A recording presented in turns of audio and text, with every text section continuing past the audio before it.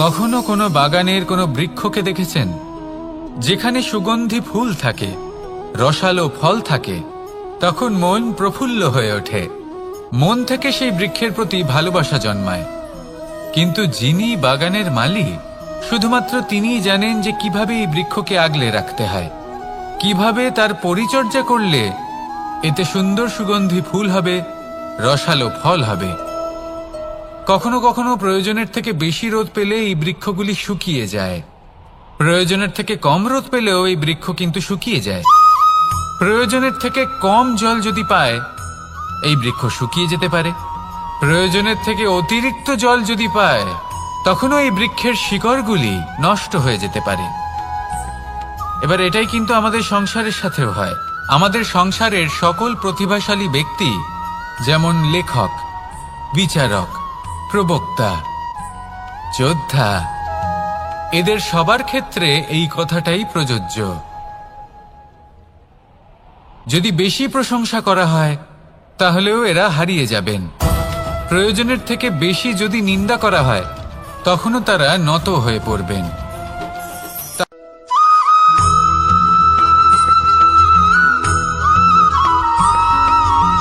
পঞ্চতত্ত্বের মধ্যে দ্বিতীয় তত্ত্ব হল ধরণী, ভূমি, যাকে আমরা ধরণী মাতা বলি। এই ধরণী ধৈর্য ধারণ করে, আর এর ওপরেই আমাদের সমগ্র সংসার নির্ভরশীল। কারণ এই ভূমি সহ্য ক্ষমতা রাখে, এর সহ্য ক্ষমতা হল অপরিসীম। সন্তান যতই আঘাত প্রদান করুক না কেন, প্রেম পূর্বক সহ্য করে, আর তার বদলে অমূল্য রত্ন প্রদান করে। সন্তান যদি হাল চালায়, তাহলে তার বদলে তাকে অন্ন প্রদান করে।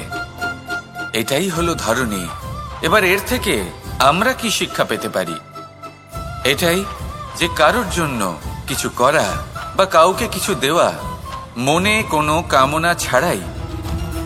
আর এই কথাটা বুঝে যান, যদি কারোর জন্য কামনা না রেখে বা কোনো পাওয়ার আশা না রেখে কারোর জন্য কিছু করেন বা কারোকে কিছু দেন, যদি এটা আপনি শিখতে পারেন, তবে আপনি ভালোবাসতে শিখে গেছেন। আর সেই জন্যই এই ধরিত্রীকে মাতা বলা হয়। কারণ মাতা শুধু উনি নন যিনি গর্ভে সন্তানকে ধারণ করেন, মাতা তো উনিও যিনি জীবন বাঁচতে শেখান, যিনি জীবন বাঁচার উদাহরণ প্রদান করেন। তাহলে ধরণীর থেকে এই নিঃস্বার্থ ভাব শিখুন, নিঃস্বার্থ ভালোবাসা শিখুন, আর এই ভালোবাসার সাথেই বলুন রাধা রাধা।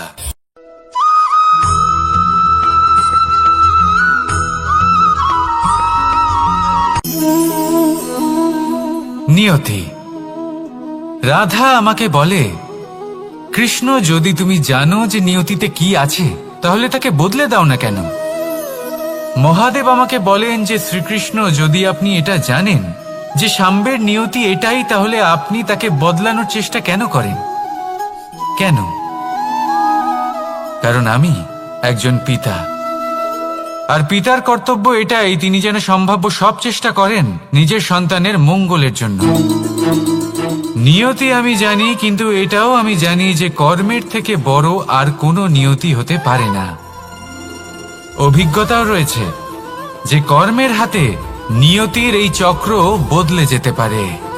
তাই জীবনে যদি আপনার কখনো এমন মনে হয় যে এটা তো অসম্ভব, তখনও চেষ্টা করা কখনোই ছাড়বেন না। কে বলতে পারে আপনারই কর্মের কোনো এক বীজ হয়তো নিয়তির চাকায় আটকে গেল, আর নিয়তিকে নিজের পথ পাল্টাতে হলো, ঠিক কিনা? সেই জন্য নিয়তিকে ভাগ্য মেনে নিয়ে চুপ করে বসে থাকবেন না। নিজের নিয়তি স্বয়ং নিজের কর্মের দ্বারা নির্ধারিত করুন, কারণ আপনার এই কর্মের ওপরেই আপনার অধিকার রয়েছে। আর এই অধিকারকে নিয়তি অনেক সময় সম্মানও করে। তাহলে আসুন আর আমার সাথে ভালোবেসে বলুন রাধা রাধা।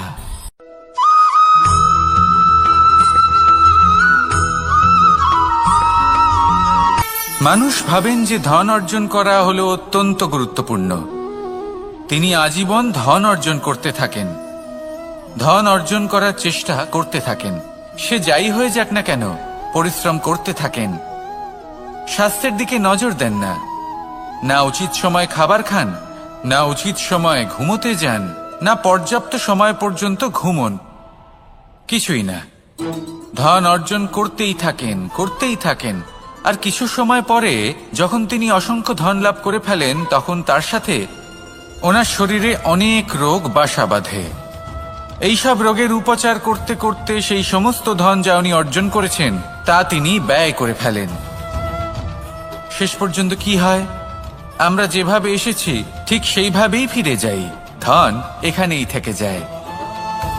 দেখুন, একটা অত্যন্ত গুরুত্বপূর্ণ কথা রয়েছে যে আপনার বোঝা উচিত। এই যে ধন, তার ব্যবহার করুন জীবনকে আরো ভালো করে তোলার জন্য। ধনের সদ্ব্যবহার করা উচিত, এমন যেন না হয় এই ধন আপনাকে ভোগ করে ফেলে। এই জীবনকে নিশ্চিত রূপে আরো শ্রেষ্ঠ করে তুলুন, কিন্তু এই ধন অর্জন করার এই প্রক্রিয়াতে নিজের সারা জীবনকে নষ্ট করে ফেলবেন না। এই জীবন উপভোগ করতে শিখুন, আর আমার সাথে ভালোবেসে বলুন, রাধা রাধা।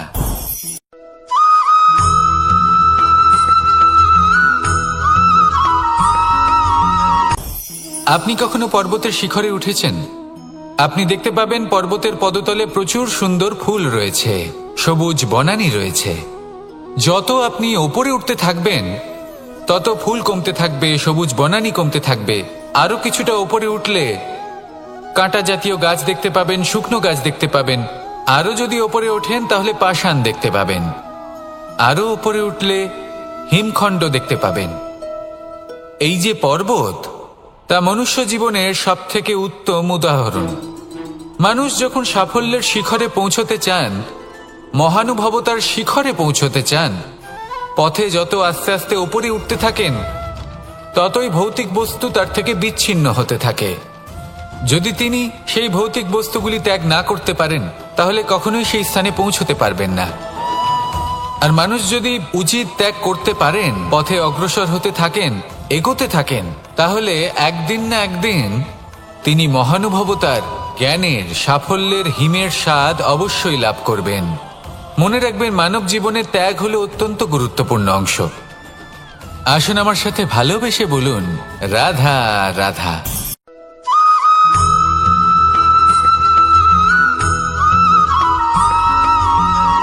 কেউ বলে জীবন খুব ক্ষণস্থায়ী, কেউ বলে জীবন হলো একটা সুন্দর স্বপ্নের মতো, আবার কেউ বলবে জীবন হলো এক কঠোর সত্য।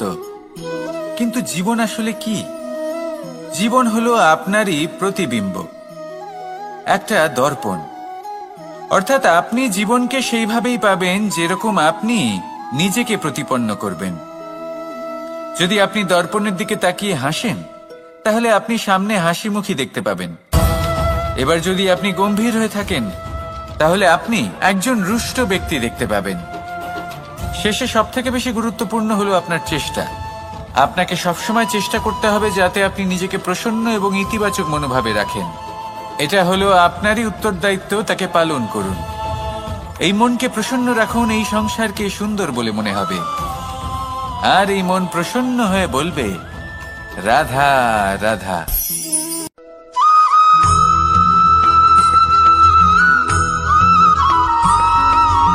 আমাদের শরীর প্রকৃতির সর্বশ্রেষ্ঠ রচনা। যে অঙ্গ প্রত্যঙ্গ আমরা লাভ করেছি প্রত্যেকটির মধ্যে একটি নিজস্ব বার্তা রয়েছে। একটু ভেবে দেখুন, দুটি চোখ দিয়েছে দেখার জন্য, দুটি কান দিয়েছে শোনার জন্য, নাসিকাও আছে দুটি, দুটি হাত দিয়েছে দ্বিগুণ পরিশ্রম করার জন্য। কিন্তু জীব শুধুমাত্র একটি, তার উপরেও তীক্ষ্ণ বলিষ্ঠ দাঁত দিয়েছে তার রক্ষার জন্য। কখনো ভেবে দেখেছেন কেন?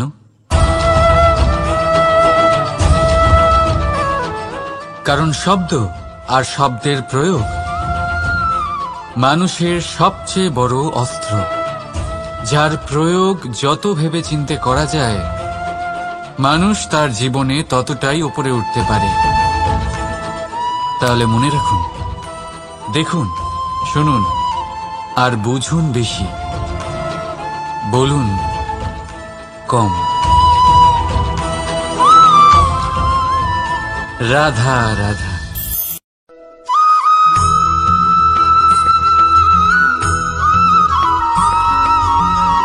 জীবন কিসের উপর নির্ভরশীল?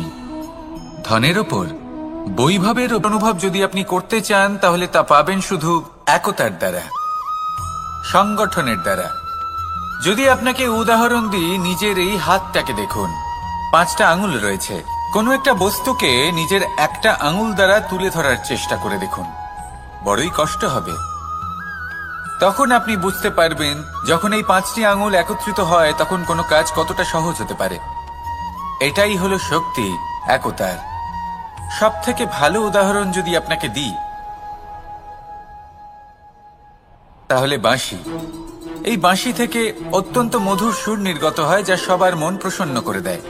এই কথা সত্যি, কিন্তু এই বাঁশি আমি একটা বা দুটো আঙুল দিয়ে বাজাতে পারবো না। আমাকে প্রত্যেকটা আঙুল ব্যবহার করতেই হবে, তবেই এর থেকে মধুর সুর নির্গত হবে যা সকলকে প্রসন্ন করবে, ঠিক কিনা? ঠিক এইভাবেই যদি আপনি চান যে আপনার জীবনরূপী বাঁশি থেকেও মধুর সুর নির্গত হোক বা সবার মনকে প্রসন্ন করে তুলুক, তাহলে আপনাকেও জীবনে একতা নিয়ে আসতেই হবে। আপনি একাও কর্ম করতে পারেন, পথ চলতেও পারেন, সামনেও এগোতে পারেন, সাফল্যও লাভ করতে পারেন। কিন্তু যখন সকলে একসাথে এগোবেন, সেই পথে চলবেন, সেই কর্মই করবেন, তখন লক্ষ্যে অবশ্যই পৌঁছবেন, সাফল্য অবশ্যই লাভ করবেন। কিন্তু সেই সাফল্য এবং তার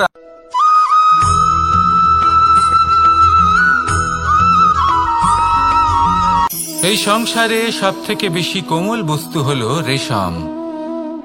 এই রেশম এতটাই কোমল হয় যে এর পুরো একটা থান শুধুমাত্র একটা হাতে ধরা সম্ভব।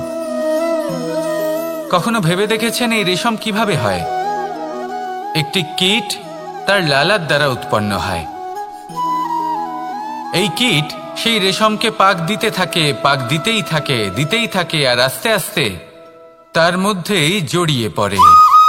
শেষে ওর এই সুন্দর অমূল্য সৃষ্টি রেশমের এই সুতো তার নির্মাণ কার্য পূর্ণ হয়, কিন্তু তাতেই ও নিজে বন্দী হয়ে যায়। নিজেরই মায়াজালের এই বন্দী গৃহে নিজেই ফেঁসে যায়।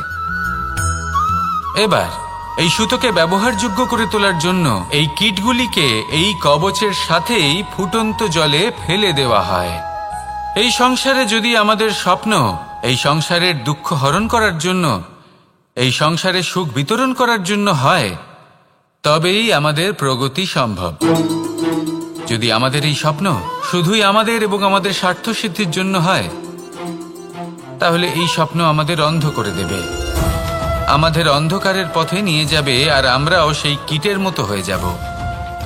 নিজেদেরই মায়াজালে আমরা নিজেই ফেঁসে যাব, আর শেষে আমরা যদি কিছু লাভ করি তা হবে একাকিত্ব, অন্ধকারময় মৃত্যু।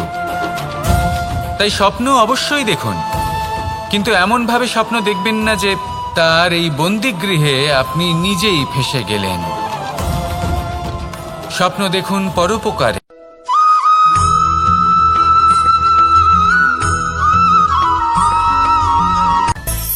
মানুষের মধ্যে একটা বিচিত্র প্রবৃত্তি থাকে, অন্য সকলের বিষয়ে, তাদের জীবনের বিষয়ে, তাদের ব্যক্তিত্বের বিষয়ে, তাদের ভবিষ্যতের বিষয়ে অনুমান করা। এটা হলো অনুচিত। কারোর অতীতকালকে দেখে লোকে ভবিষ্যৎ বলে দিতে পারেন, বর্তমানকে দেখে ভবিষ্যতের বিষয়ে অনুমান করে ফেলেন। উদাহরণ দিতে হলে বলবো, কোনো দাসকে দেখুন, ওকে দেখে লোকে বলে যে ওর ভবিষ্যৎ সেটাই হতে পারে, অনুমান করে ফেলেন। আর এই রাজাকে দেখুন, উনি তো কত সুখী হবেন, উনি তো জগতের সব থেকে অধিক সুখী মানুষ, কত সুখ সুবিধা আছে ওনার কাছে, ধারণা করে ফেলেন। তবে সত্য তো এটাই যে কারোর ব্যক্তিত্বের বিষয়ে, তাদের ভবিষ্যতের বিষয়ে আপনি পূর্ণ সত্য কখনোই বলতে পারবেন না, শুধু অনুমান করতে পারবেন। আর এই অনুমান করে সত্যি কোনো লাভ হয় না, কারণ এই কাল সেটা হলো অত্যন্ত শক্তিশালী। কালো থেকে কালোতর কয়লাকেও হিরেতে পরিণত করতে পারে। অনেক বড় বড় রাজাকেও বিদূষক বানিয়ে ফেলতে পারে এক মুহূর্তেই। তাহলে আপনি অনুমান করে কি লাভ? কি পেলেন অনুমান করে? সেই জন্য কারোর বিষয়ে কোনো অনুমান করবেন না, তার ভবিষ্যতের বিষয়ে অনুমান করতে যাবেন না, কারোর বিষয়ে কোনো ধারণা করে নেবেন না। কিছু করতে হলে ভালোবাসুন, সবার মধ্যে ভালোবাসা ছড়ান, সবার মধ্যে ধন্যাত্মক ভাব ছড়ান। এই মন প্রসন্ন হয়ে বলবে, রাধা রাধা।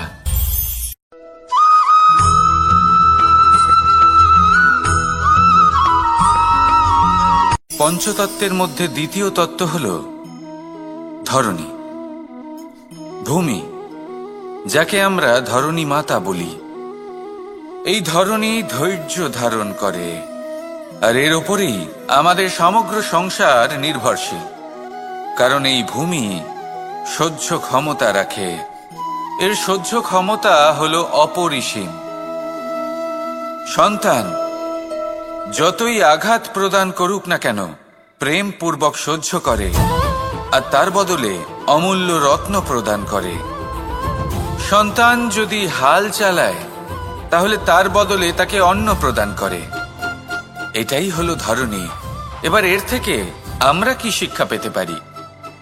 এটাই যে কারোর জন্য কিছু করা বা কাউকে কিছু দেওয়া মনে কোনো কামনা ছাড়াই। আর এই কথাটা বুঝে যান, যদি কারোর জন্য কামনা না রেখে বা কোনো পাওয়ার আশা না রেখে কারোর জন্য কিছু করেন বা কারোকে কিছু দেন, যদি এটা আপনি শিখতে পারেন, তবে আপনি ভালোবাসতে শিখে গেছেন। আর সেই জন্যই এই ধরিত্রীকে মাতা বলা হয়। কারণ মাতা শুধু উনি নন যিনি গর্ভে সন্তানকে ধারণ করেন, মাতা তো উনিও যিনি জীবন বাঁচতে শেখান, যিনি জীবন বাঁচার উদাহরণ প্রদান করেন। তাহলে ধরণীর থেকে এই নিঃস্বার্থ ভাব শিখুন, নিঃস্বার্থ ভালোবাসা শিখুন, আর এই ভালোবাসার সাথেই বলুন, রাধা রাধা।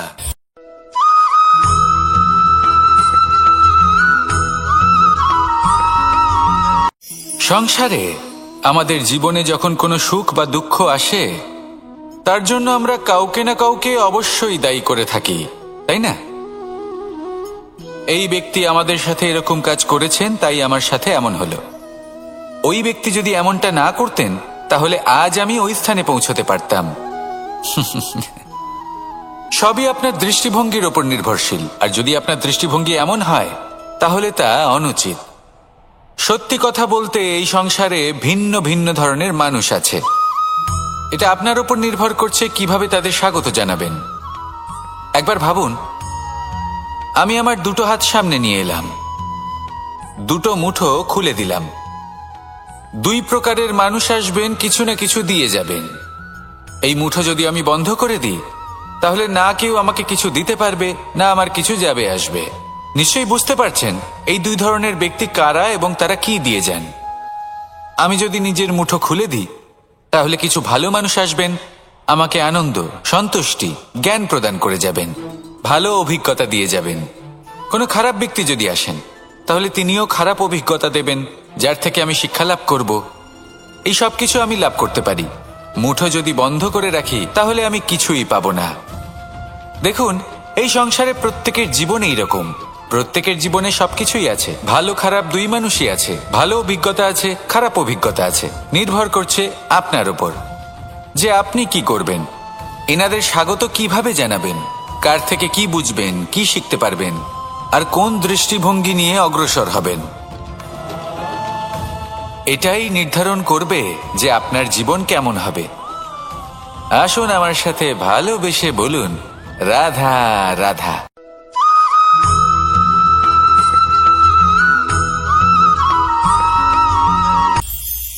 এটা হলো ধান গাছ। এর থেকে যে চাল উৎপন্ন হয় তা মানুষ গ্রহণ করেন। আর এটা কি? এ হলো জংলি ঘাস।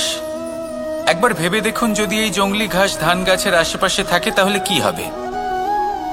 ধান উৎপন্ন হতে পারবে? তা উৎকৃষ্ট হতে পারবে? আমরা কি তা গ্রহণ করতে পারবো? কখনোই নয়। এই জংলি ঘাস ধানকে নষ্ট করে দেবে। কিন্তু নিজে জীবিত থাকবে। এটাই হলো আজকের শিক্ষা। এই সংসারে যদি আপনি নীতির পথে চলতে চান, উচিত কর্ম করতে চান, সংসারকে সেবা করতে চান, তাহলে জংলি ঘাসের মতো ব্যক্তিদের থেকে সবসময় দূরে থাকতে হবে। সেই ব্যক্তি যারা দুর্নীতি এবং মিথ্যা দ্বারা পরিপূর্ণ, যাদের ব্যবহার অশুভ, যাদের অনেক অশুভ গুণ রয়েছে, তারা সঠিক নয়। সেই সকল ব্যক্তি যাদের চরিত্র অত্যন্ত দুষ্ট হয়, তারা হয় শুভ চরিত্রের ব্যক্তিকে একদম নষ্ট করে দেয়, নয় নিজের মতো বানিয়ে তোলে।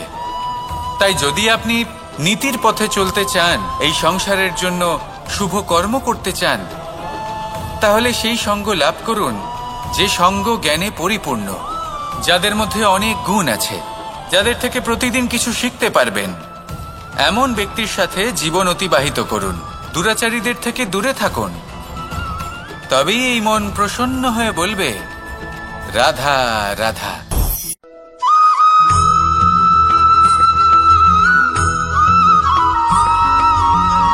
মানুষের মানসিকতা এমন হয় যে সে যতটা করে আশা করে যে তার থেকে অনেক বেশি তার বদলে সে পাবে।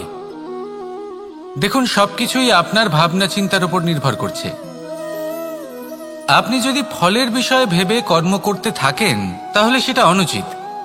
জীবনের আসল আনন্দ হলো নিজের কর্ম করতে থাকা, ফলের চিন্তা করা উচিত নয়। যদি আপনি এরকম ভাবেন যে আমি এতটা করছি, আমার এতটা পাওয়া উচিত, সেই ভাবনা অনুচিত।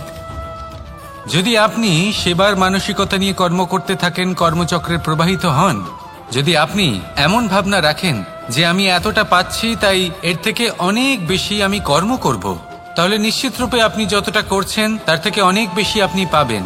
আপনার আশার থেকে অনেক বেশি আপনি পাবেন। শুধু জীবনে অনেক বেশি কাজ করতে থাকুন, ফলের চিন্তা করবেন না। আর মনে রাখবেন, এই ভাবনাই সব থেকে বড় বীজ। কর্মের উপর বিশ্বাস রাখুন। জীবনে যা যা আপনি চান সবই সুখময় হবে। আসুন আর আমার সাথে ভালোবেসে বলুন, রাধা রাধা।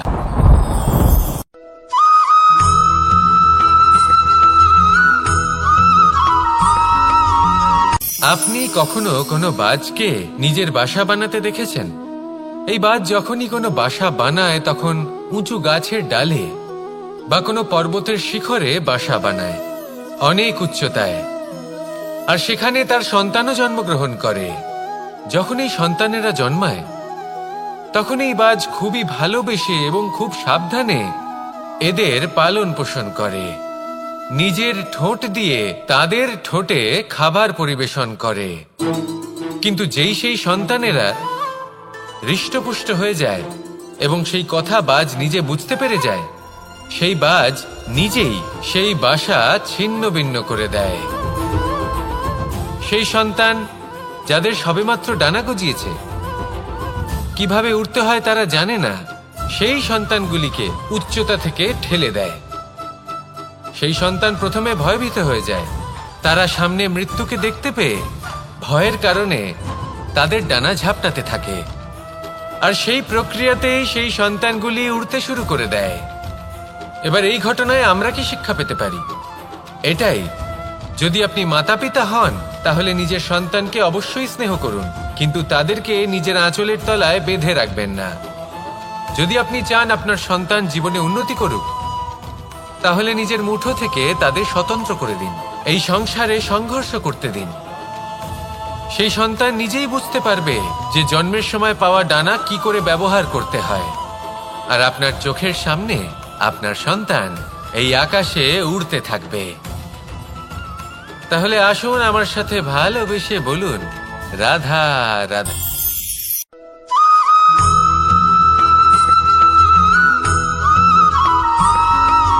বসন্ত ঋতু, এই সময় মন আনন্দে ভরে থাকে। এমন মনে হয় যেন আমরা আকাশে বিচরণ করতে চলে যাই, কিন্তু সেটা তো সম্ভব নয়। সেই জন্য হয়তো আমরা ঘুড়ি ওড়াই, এই ঘুড়িকে নিজেদের প্রতিরূপ মনে করে। এবার অনেক মানুষ আছেন যারা ঘুড়ি ওড়ান, কিন্তু এই কর্মের সারমর্ম কি সেটা কজন বুঝতে পারেন? আপনি এটা মনে করুন যে আপনি হলেন সেই ঘুড়ি। আর এই সুতো যিনি ধরে রয়েছেন তিনি হলেন পরমাত্মা। আর এই সুতো যেখান থেকে শুরু হয় সেই লাটাই হলো আমাদের কর্মচক্র। এবার আপনি নিজেই অনুমান করুন যে এই উড়ান কার ওপর নির্ভরশীল, পরমাত্মার ওপর আর আপনার কর্মের ওপর। যদি পরমাত্মা আপনার হাত ধরে থাকেন, আপনার সাথে থাকেন, যদি আপনি শুভ কর্ম করতে থাকেন, আপনি এই আকাশে উড়তে থাকবেন। কিন্তু কোথাও যদি পরমাত্মার সাথে এই বন্ধন ছিন্ন হয়, আপনার কর্মচক্র খারাপ হয়ে যায় বা থেমে যায়, তাহলে আপনার এই ঘুড়ি কেটে যাবে আর দূরে কোনো গাছের ডালে গিয়ে আটকে যাবে। তাই শুধুমাত্র ঘুড়ি ওড়াবেন না, তার থেকে শিখুন, পরমাত্মার সাহচর্যে থাকুন, সবসময় শুভ কর্ম করতে থাকুন আর সবসময় এই আকাশে উড়তে থাকুন। আসুন আর আমার সাথে ভালোবেসে বলুন, রাধা।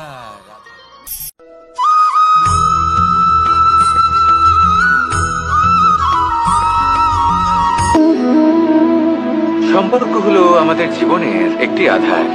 কিছু সম্পর্ক এমন যে আমরা জন্মসূত্রে লাভ করি, যেমন পরিবার, মা, বাবা। কিছু সম্পর্ক আছে যে আমরা জীবনে অর্জন করে থাকি, তা সে প্রেমের হোক, স্নেহের হোক বা বন্ধুত্বের। এই সকল সম্পর্ক লাভ করার বা গড়ে তোলার 5টি ধাপ রয়েছে। প্রথম ধাপ, কোনো ব্যক্তির সাথে আলাপ হওয়া, তার সাথে কথা বলা বা তাকে দেখা। দ্বিতীয় ধাপ, সে ব্যক্তিকে আমাদের ভালো লাগা। তৃতীয় ধাপ, আমাদের এটা চাইতে শুরু করা যে জীবনে এই ব্যক্তি যেন আমাদের বন্ধু হন, আমাদের জীবনে থাকেন, বা আমাদের কাউকে ভালোবেসে ফেলা আর এটা আমাদের ভাবা বা চাওয়া যে সেই ব্যক্তি যেন আজীবন আমার সাথে থাকেন, আমার জীবনে আমার সাথী হয়ে। চতুর্থ ধাপ, লাভ করা। এবার এই ধাপটি অনেক মানুষের পক্ষেই খুবই সরল হয়, বড়ই সরলভাবে নিজেদের সঙ্গীকে লাভ করে থাকেন। কিছু মানুষের জন্য এই ধাপ অত্যন্ত কঠিন হয়ে থাকে। অনেক প্রতিকূল পরিস্থিতির উপর জয়লাভ করে তারা সঙ্গীকে লাভ করেন, কিন্তু লাভ অবশ্যই করেন। এরপরে আসে পঞ্চম, অন্তিম এবং সব থেকে গুরুত্বপূর্ণ ধাপ। সেটা হলো সেই সম্পর্ক পালন করা। এটা হলো এমন এক বিষয় যা প্রত্যেক মানুষের শেখা উচিত। যদি ব্যক্তি নিজের জীবনে সম্পর্ক রক্ষা করতে শিখে যান, তবে প্রত্যেক সম্পর্ক তার জীবনকে স্বর্গ করে তুলবে। আসুন আর আমার সাথে ভালোবেসে বলুন, রাধা রাধা।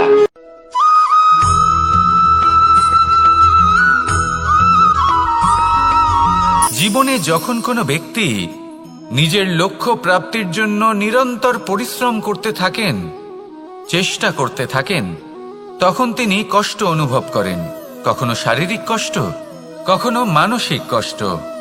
এবার উনি এটা ভাবতে থাকেন যে আমি কি উচিত করছি নাকি অনুচিত করছি। কারণ অন্যদিকে এমন একজন ব্যক্তিও আছেন যিনি একদমই পরিশ্রম চেষ্টা করছেন না। তিনি মদিরা পান করেন, বিলাসিতায় জীবন কাটান, অলস প্রকৃতির হয়ে ওঠেন, নিদ্রাতে বিলীন হয়ে থাকেন আর ভাবেন যে তিনি সুখ লাভ করছেন। কিন্তু এরকম কেন হয়?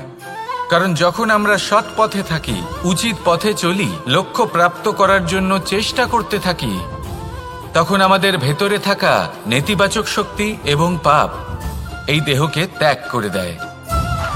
আর এই অনুভূতিটাই আমাদের দুঃখের অনুভূতি দেয়, কষ্ট দেয়।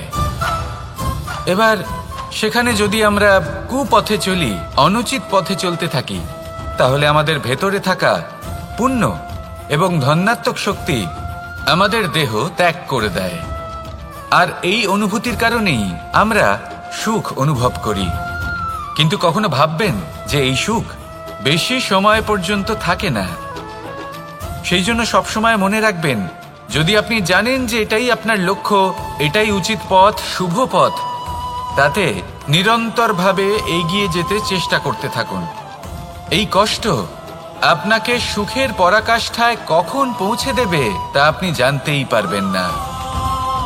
আসুন আমার সাথে ভালোবেসে বলুন, রাধা রাধা।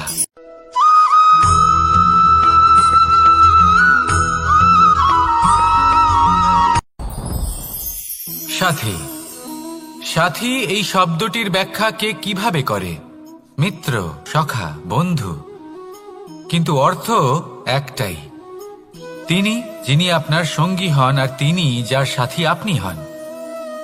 এবার সব থেকে বড় প্রশ্ন হলো এটাই যে তিনি কে হতে পারেন যাকে আপনি আপনার সাথী বলে মেনে নিতে পারেন, নিজের সখা, নিজের মিত্র, নিজের বন্ধু মেনে নিতে পারেন। আপনার সাথী হলেন তিনি যিনি দুঃখের সময় আপনার পাশে থাকবেন, আপনার হাত ধরে থাকবেন। আপনার সাথী হলেন তিনি যার হাত আপনি নিজের সুখের দিনে ধরে থাকবেন। সেই সাথীরই হাত ধরুন যিনি দুঃখে সবসময় আপনাকে সাহায্য করার জন্য তৎপর হয়ে থাকেন, আপনার পাশে থাকেন, আর যাকে সুখের দিনে আপনি আপনার সাথে রাখতে পারেন। আর যখন আপনার সাথে আপনার এই সাথী থাকবে তখন আপনি এটা বুঝবেন যে যখন জীবনে দুঃখ আসে তখন এই দুঃখ কমে যায়, সবার মধ্যে ভাগ হয়ে যায়। আর যদি তখন সুখ আসে তাহলে সেটা সবার উপস্থিতিতে আরো বেড়ে যায়। এটাই হলো প্রেম, এটাই হলো ভালোবাসা, এটাই হলো সঙ্গ। যেমন সম্পর্ক আমার আর রাধার মাঝে। তাহলে আসুন আর আমার সাথে ভালোবেসে বলুন, রাধা রাধা।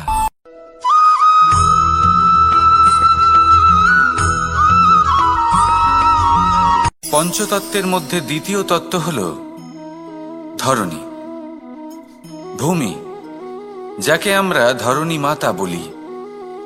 এই ধরণী ধৈর্য ধারণ করে, আর এর ওপরেই আমাদের সমগ্র সংসার নির্ভরশীল। কারণ এই ভূমি সহ্য ক্ষমতা রাখে, এর সহ্য ক্ষমতা হলো অপরিসীম। সন্তান যতই আঘাত প্রদান করুক না কেন প্রেম পূর্বক সহ্য করে, আর তার বদলে অমূল্য রত্ন প্রদান করে। সন্তান যদি হাল চালায় তাহলে তার বদলে তাকে অন্ন প্রদান করে। এটাই হলো ধরণী। এবার এর থেকে আমরা কি শিক্ষা পেতে পারি?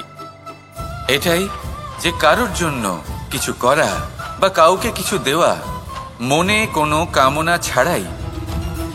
আর এই কথাটা বুঝে যান, যদি কারোর জন্য কামনা না রেখে বা কোনো পাওয়ার আশা না রেখে কারোর জন্য কিছু করেন বা কারোকে কিছু দেন, যদি এটা আপনি শিখতে পারেন তবে আপনি ভালোবাসতে শিখে গেছেন।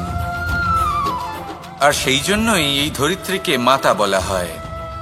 কারণ মাতা শুধু উনি নন যিনি গর্ভে সন্তানকে ধারণ করেন, মাতা তো উনিও যিনি জীবন বাঁচতে শেখান, যিনি জীবন বাঁচার উদাহরণ প্রদান করেন। তাহলে ধরণীর থেকে এই নিঃস্বার্থ ভাব শিখুন, নিঃস্বার্থ ভালোবাসা শিখুন, আর এই ভালোবাসার সাথেই বলুন, রাধা রাধা।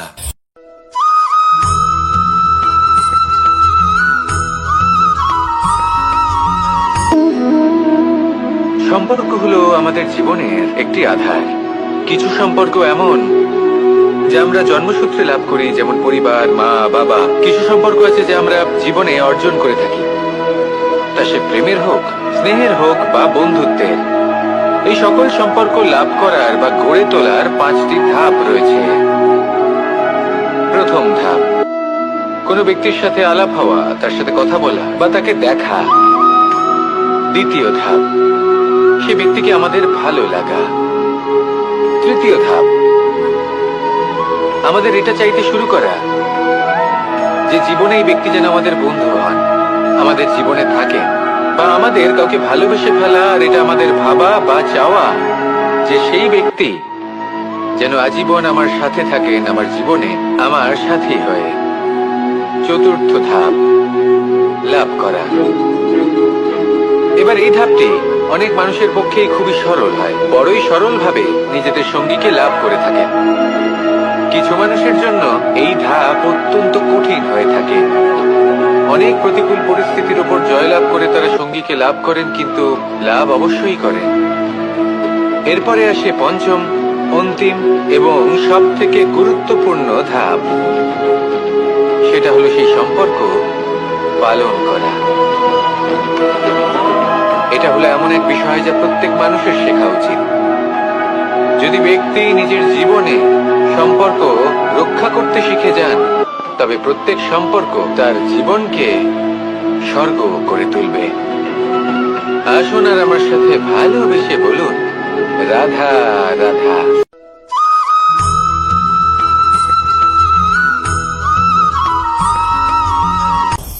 আপনি কখনো পর্বতের শিখরে উঠেছেন? আপনি দেখতে পাবেন পর্বতের পদতলে প্রচুর সুন্দর ফুল রয়েছে, সবুজ বনানী রয়েছে। যত আপনি ওপরে উঠতে থাকবেন তত ফুল কমতে থাকবে, সবুজ বনানী কমতে থাকবে। আরো কিছুটা ওপরে উঠলে কাঁটা জাতীয় গাছ দেখতে পাবেন, শুকনো গাছ দেখতে পাবেন। আরো যদি ওপরে ওঠেন তাহলে পাষাণ দেখতে পাবেন। আরো ওপরে উঠলে হিমখণ্ড দেখতে পাবেন। এই যে পর্বত, তা মনুষ্য জীবনের সব থেকে উত্তম উদাহরণ। মানুষ যখন সাফল্যের শিখরে পৌঁছতে চান, মহানুভবতার শিখরে পৌঁছতে চান, পথে যত আস্তে আস্তে উপরে উঠতে থাকেন ততই ভৌতিক বস্তু তার থেকে বিচ্ছিন্ন হতে থাকে। যদি তিনি সেই ভৌতিক বস্তুগুলি ত্যাগ না করতে পারেন তাহলে কখনোই সেই স্থানে পৌঁছতে পারবেন না। আর মানুষ যদি উচিত ত্যাগ করতে পারেন, পথে অগ্রসর হতে থাকেন, এগোতে থাকেন, তাহলে একদিন না একদিন তিনি মহানুভবতার, জ্ঞানের, সাফল্যের হিমের স্বাদ অবশ্যই লাভ করবেন। মনে রাখবেন, মানব জীবনে ত্যাগ হলো অত্যন্ত গুরুত্বপূর্ণ অংশ। আসুন আমার সাথে ভালোবেসে বলুন, রাধা রাধা।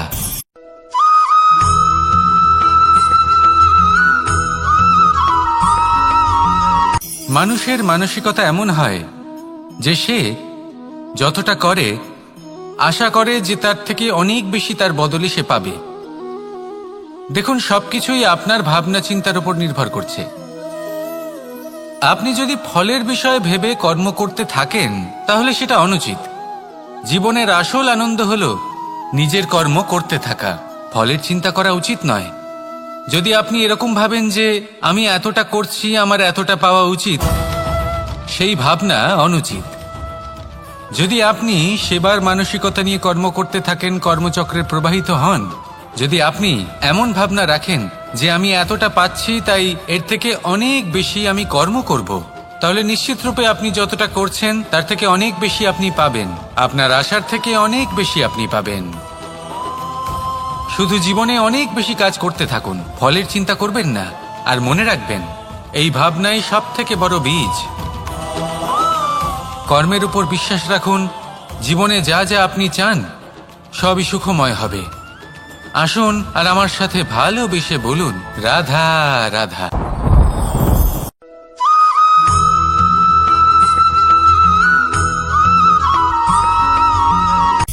সূচের শেষে একটি ছিদ্র থাকে যার দ্বারা আমরা এই সুতো পরাতে পারি, আর তারপর সূচের সাহায্যে এই সুতো দিয়ে বস্ত্র সেলাই করা যায়। কিন্তু যদি সুতোটা সোজা করে ধরা না হয় তাহলে সূচে কখনো এই সুতো পরানোই সম্ভব নয়। যদি এতে কোনো গিঁট পড়ে তখন তা কখনোই এই ছিদ্র দ্বারা প্রবেশ করা সম্ভব নয়। ঠিক এইভাবেই যদি আপনি কারোর জীবনে প্রবেশ করতে চান, কারোর অন্তরে প্রবেশ করতে চান, তাহলে আপনাকেও সহজ থাকতে হবে। এতে কোনো গিঁট থাকলে চলবে না, অর্থাৎ মনে যাতে কোনো মালিন্য না থাকে, যেন কোনো কুচিন্তা না থাকে। যদি এসব থাকে তাহলে আপনি কখনো কারোর জীবনে প্রবেশ করতে পারবেন না। আর যদি কোনোভাবে আপনি প্রবেশ করেও যান তাহলে তার মনে ঘর করতে পারবেন না। নিজেকে এই সুতোর মতন করে তুলুন, সহজ। মনে যেন কোনো কুচিন্তা না থাকে, সবার প্রতি যেন সদ্ভাবনা থাকে, শুভ চিন্তা থাকে। এমনটা করতে থাকুন। এমন একটা দিন আসবে যেদিন এই সমস্ত সংসারের ব্যক্তির মনে আপনি বাস করবেন, আর তখন এই মন প্রসন্ন হয়ে বলবে, রাধা রাধা।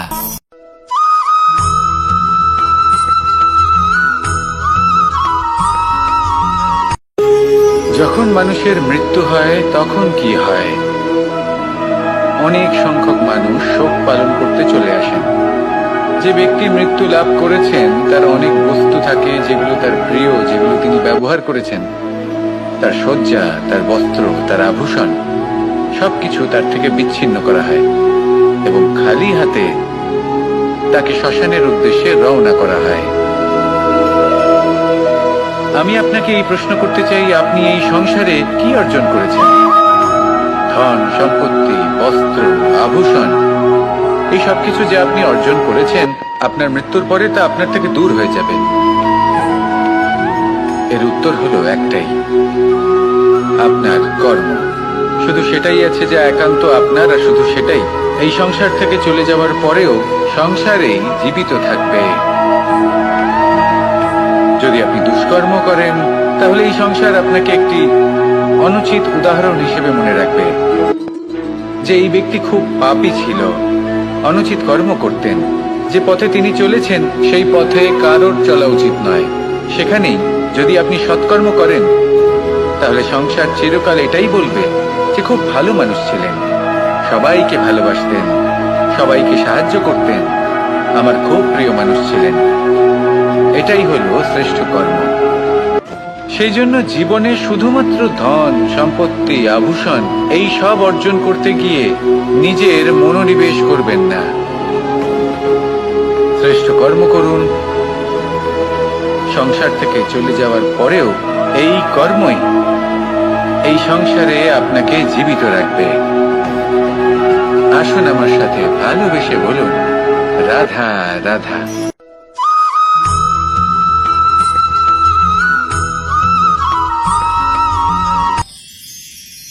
মানুষ তার জীবনে দুই ধরনের পরিস্থিতিকে খুব ভয় পায়।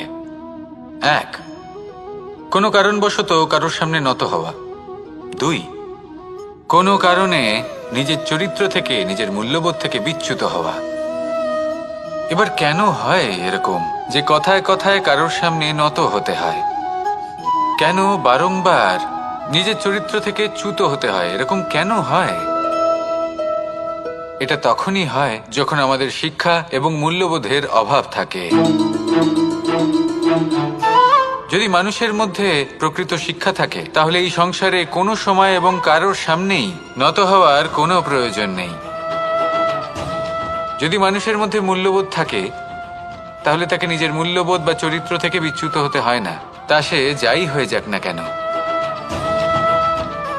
কোনো বালককে যদি জন্ম থেকেই সুশিক্ষার অধিকারী করা হয়, শিক্ষিত করা হয়, মূল্যবোধের অধিকারী করা হয়, তবে সে এই সংসারে এমন কর্ম করবে যাতে সে নিজেকে, নিজের পরিবারকে, সমগ্র সমাজকে গর্বিত করতে পারে। শিক্ষা লাভ করুন, মূল্যবোধ লাভ করুন এবং আমার সাথে ভালোবেসে বলুন, রাধা রাধা।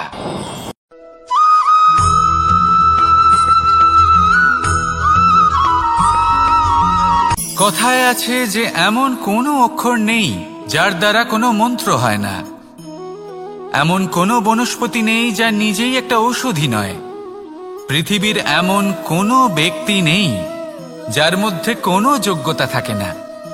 শুধু প্রয়োজন হলো যে ব্যক্তিকে আমরা খুঁজে চলেছি তাকে সঠিকভাবে চিনে নেওয়া।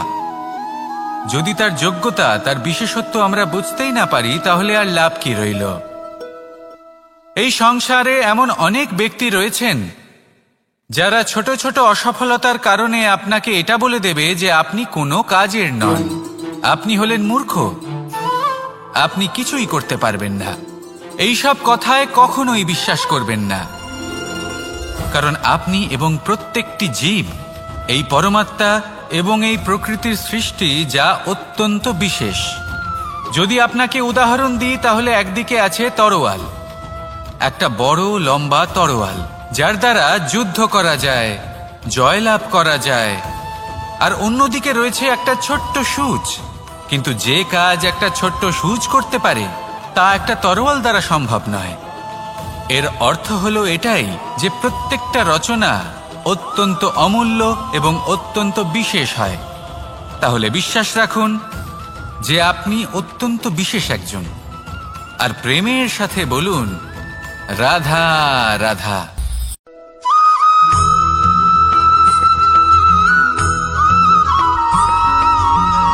এই সংসারে কোনো বস্তু হোক বা ব্যক্তি হোক, তার একার গুরুত্ব কিন্তু খুব বেশি নয়। একটা উদাহরণ হিসেবে বৃষ্টির ফোঁটাকে ভেবে দেখুন। যদি একটি বৃষ্টির ফোঁটা হয়, তাহলে তার খুব বেশি গুরুত্ব থাকে না, কিন্তু যখন সহস্র বৃষ্টির ফোঁটা মেঘের মধ্যে দিয়ে ঝরে পড়ে, তখন সেটা বর্ষার রূপ ধারণ করে। সেই বর্ষা যা এই প্রকৃতিকে শান্ত করে। সেইভাবেই পাথরের ছোট টুকরো তার খুব বেশি গুরুত্ব থাকে না, কিন্তু যখন অসংখ্য পাথরের টুকরো একত্রিত হয় তখন তা পর্বতের আকার ধারণ করে। সেইভাবেই কিছু মানুষ যখন একত্রিত হন তখন তৈরি হয় পরিবার, কিছু পরিবার যখন একত্রিত হয় তখন তৈরি হয় সমাজ, যখন অনেক সংখ্যক সমাজ একত্রিত হয় তখন তৈরি হয় রাজ্য। এবার এই রাজ্যের সবথেকে গুরুত্বপূর্ণ ব্যক্তি হতে পারেন রাজা, কিন্তু তাও সেই রাজা একা কিছু করতে পারেন না। যুদ্ধ লড়ার সময় তারও নিজের সৈন্যদলকে প্রয়োজন পড়ে। কিন্তু এই সংসারে এমন একজন ব্যক্তি আছেন যিনি একাই সব কাজ করতে থাকেন, এবং সেই ব্যক্তি হলেন মা। আমাদের জীবনে একজন পিতার ভূমিকা কিন্তু নিঃসন্দেহে অমূল্য, কিন্তু আমাদের সকলের জীবনে যে ভূমিকা একজন মায়ের তা অন্য কারোর থাকে না। একজন মা একাই সন্তানকে বড় করতে পারেন, সংস্কারী করে তুলতে পারেন, তার জন্য পরিশ্রম করেন। আর এত কিছু কাজ করার পরেও তার কাজের জন্য তিনি প্রশংসা অবশ্য পান না। উল্টে যদি সেই সন্তান অনুচিত পথে চালিত হয়, অনুচিত কর্ম করে, তখন সেই মাকেই অপবাদের পাত্র হয়ে উঠতে হয়। আমাদের জীবনে মায়ের যোগদান কতটা সেটা বুঝুন। আপনাকে বড় করে তোলার জন্য উনি কতটা পরিশ্রম করেছেন সেটা বুঝুন। আজ থেকে, এখন থেকে, এই মুহূর্ত থেকে মাকে সম্মান করতে শিখুন। যখন সময় পাবেন, যখন সুযোগ হবে, তখন তার প্রশংসা করুন, ওনারও ভালো লাগবে। আর মায়ের এই মমতার জন্য, তার এই ভূমিকার জন্য আসুন সবাই মিলে আমরা তাকে প্রণাম করি, আর সকলে মিলে ভালোবেসে বলি রাধা রাধা।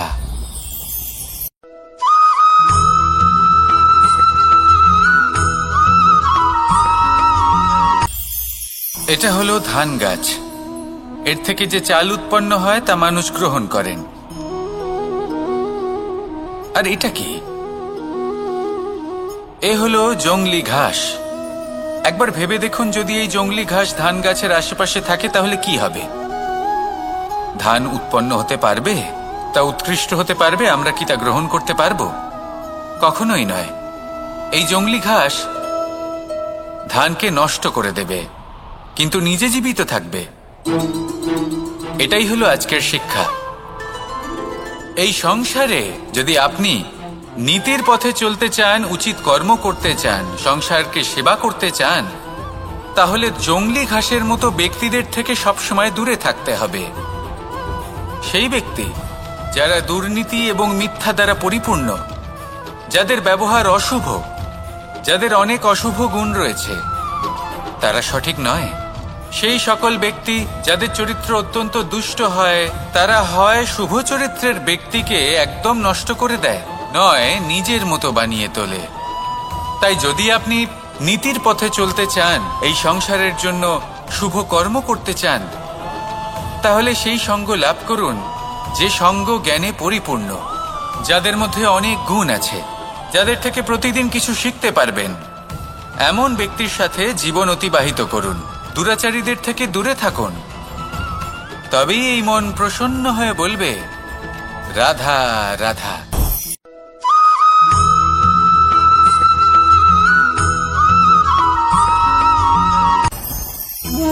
ভোজন।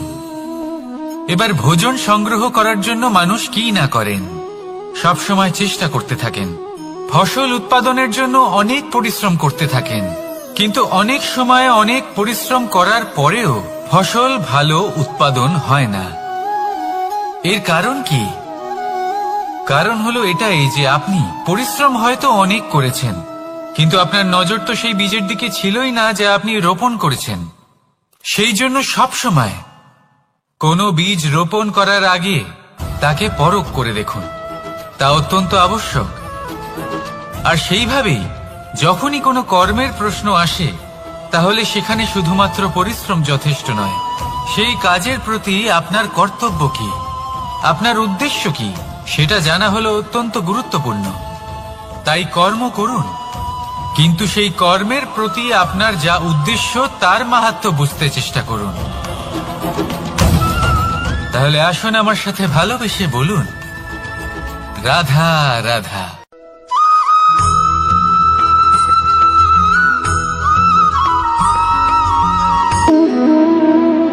সম্পর্ক হলো আমাদের জীবনের একটি আধার। কিছু সম্পর্ক এমন যা আমরা জন্মসূত্রে লাভ করি, যেমন পরিবার, মা, বাবা। কিছু সম্পর্ক আছে যা আমরা জীবনে অর্জন করে থাকি, তা সে প্রেমের হোক, স্নেহের হোক বা বন্ধুত্বের। এই সকল সম্পর্ক লাভ করার বা গড়ে তোলার 5টি ধাপ রয়েছে। প্রথম ধাপ, কোনো ব্যক্তির সাথে আলাপ হওয়া, তার সাথে কথা বলা বা তাকে দেখা। দ্বিতীয় ধাপ, সে ব্যক্তিকে আমাদের ভালো লাগা। তৃতীয় ধাপ, আমাদের এটা চাইতে শুরু করা যে জীবনে এই ব্যক্তি যেন আমাদের বন্ধু হন, আমাদের জীবনে থাকেন, বা আমাদের কাউকে ভালোবেসে ফেলা আর এটা আমাদের ভাবা বা চাওয়া যে সেই ব্যক্তি যেন আজীবন আমার সাথে থাকেন, আমার জীবনে আমার সাথী হয়ে। চতুর্থ ধাপ, লাভ করা। এবার এই ধাপটি অনেক মানুষের পক্ষেই খুবই সরল হয়, বড়ই সরলভাবে নিজেদের সঙ্গীকে লাভ করে থাকে। কিছু মানুষের জন্য এই ধাপ অত্যন্ত কঠিন হয়ে থাকে। অনেক প্রতিকূল পরিস্থিতির উপর জয়লাভ করে তারা সঙ্গীকে লাভ করেন, কিন্তু লাভ অবশ্যই করেন। এরপরে আসে পঞ্চম, অন্তিম এবং সব থেকে গুরুত্বপূর্ণ ধাপ। সেটা হলো সেই সম্পর্ক পালন করা। এটা হলো এমন এক বিষয় যা প্রত্যেক মানুষের শেখা উচিত। যদি ব্যক্তি নিজের জীবনে সম্পর্ক রক্ষা করতে শিখে যান, তবে প্রত্যেক সম্পর্ক তার জীবনকে স্বর্গ করে তুলবে। আসুন আর আমার সাথে ভালোবেসে বলুন, রাধা রাধা।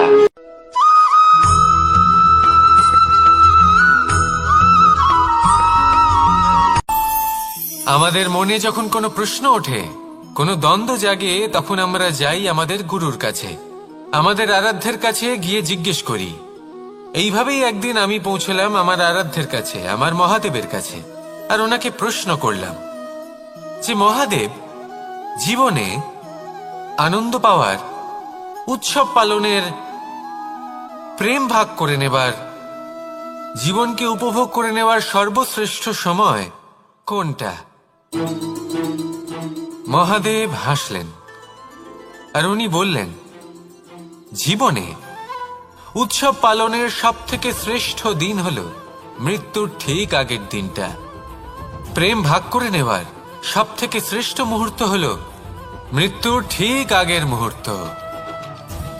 জীবনকে উপভোগ করে নেওয়ার সর্বশ্রেষ্ঠ প্রহর হল মৃত্যুর 1 প্রহর পূর্বে। তখন আমি চমকে গেলাম। আমি বললাম, কিন্তু মহাদেব, মৃত্যু তো অনিশ্চিত, আমরা জানিও না কবে আমাদের মৃত্যু হবে। মহাদেব আবার হাসলেন।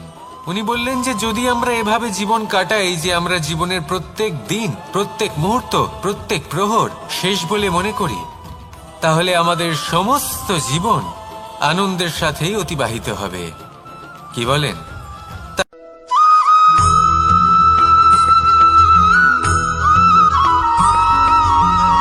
এই সংসারে কোনো বস্তু হোক বা ব্যক্তি হোক, তার একার গুরুত্ব কিন্তু খুব বেশি নয়। একটা উদাহরণ হিসেবে বৃষ্টির ফোঁটাকে ভেবে দেখুন। যদি একটি বৃষ্টির ফোঁটা হয় তাহলে তার খুব বেশি গুরুত্ব থাকে না, কিন্তু যখন সহস্র বৃষ্টির ফোঁটা মেঘের মধ্যে দিয়ে ঝরে পড়ে, তখন সেটা বর্ষার রূপ ধারণ করে। সেই বর্ষা যা এই প্রকৃতিকে শান্ত করে। সেইভাবেই পাথরের ছোট টুকরো, তার খুব বেশি গুরুত্ব থাকে না, কিন্তু যখন অসংখ্য পাথরের টুকরো একত্রিত হয় তখন তা পর্বতের আকার ধারণ করে। সেইভাবেই কিছু মানুষ যখন একত্রিত হন তখন তৈরি হয় পরিবার, কিছু পরিবার যখন একত্রিত হয় তখন তৈরি হয় সমাজ, যখন অনেক সংখ্যক সমাজ একত্রিত হয় তখন তৈরি হয় রাজ্য।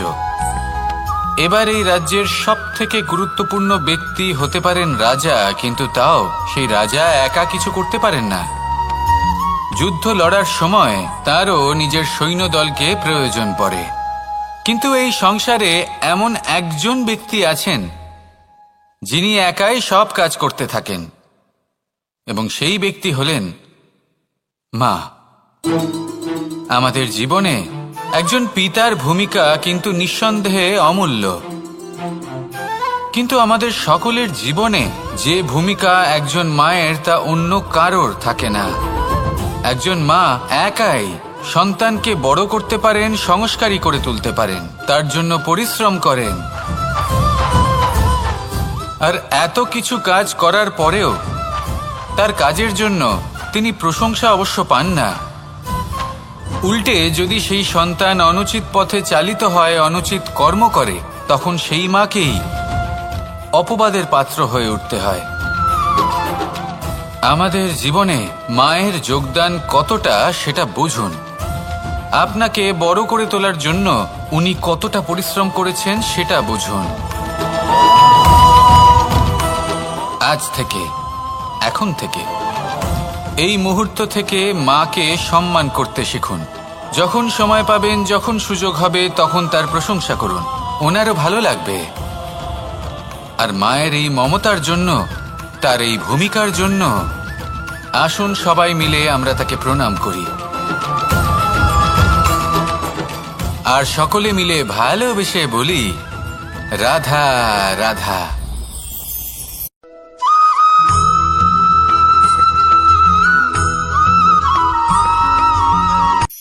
এই সংসারে সাফল্য লাভ করার জন্য জ্ঞানের প্রয়োজন হয়, পরিশ্রমের প্রয়োজন হয়, দৃঢ় নিষ্ঠার প্রয়োজন হয়, নিরন্তর চেষ্টা করা প্রয়োজনীয়।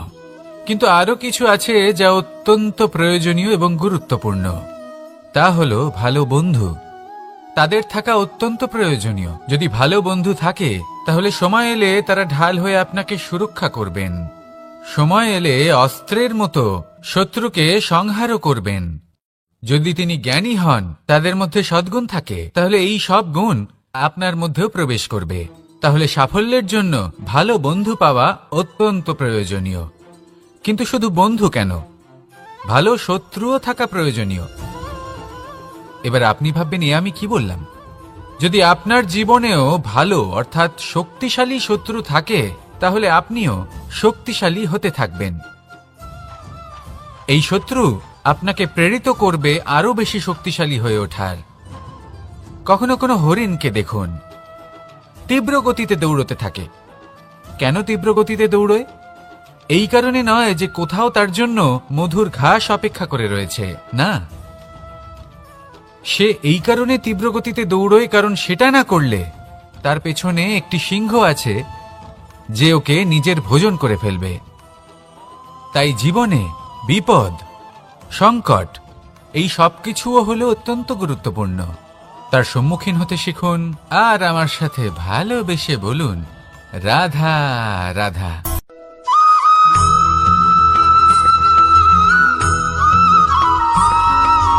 কথায় আছে, প্রত্যেক পুত্র তার পিতার প্রতিচ্ছবি হয়, আর সমস্ত প্রতিচ্ছবি চায় যেন সে তার অস্তিত্ব প্রাপ্ত করতে পারে। পুত্র চায় সে যেন তার পিতার মতো হয়, বা কখনো কখনো তার থেকেও শ্রেষ্ঠ হয়। সেটা কোনো অনুচিত ব্যাপার নয়। অনুচিত তখন হয় যখন পুত্র নিজের পিতার মতো হবার স্বপ্ন পূরণ করতে গিয়ে বা তার থেকেও শ্রেষ্ঠ হওয়ার স্বপ্ন পূরণে অনুচিত পথের আশ্রয় নেয়। কারণ তারপরে সে তার পিতার গুণগুলি আত্মসাৎ করতে চায় না। সে শুধুই এটা চায় যে সংসারের চোখে যেন আমি শ্রেষ্ঠ প্রমাণিত হই। এটা অনুচিত। সংসারে এমন অনেক মানুষ আছেন যারা এই কারণে শ্রেষ্ঠ হওয়ার চেষ্টা করেন যাতে তার পরিবারের, তার পিতার সম্মান বৃদ্ধি পায়। এমনও মানুষ থাকেন, আর এটাই হলো পার্থক্য উদ্দেশ্যের। মনে রাখবেন, যদি আপনার উদ্দেশ্য শুভ হয় তাহলে পথও শুভ হবে, যদি আপনার উদ্দেশ্য অশুভ হয় তাহলে পথও অশুভ হবে। তাহলে নিজের পিতার মতো হবার চেষ্টা অবশ্যই করুন, তার থেকেও শ্রেষ্ঠ হওয়ার চেষ্টা অবশ্যই করুন, কিন্তু মনে রাখবেন, আপনার সংকল্প আর আপনার উদ্দেশ্য এই দুই শুভ হওয়া উচিত।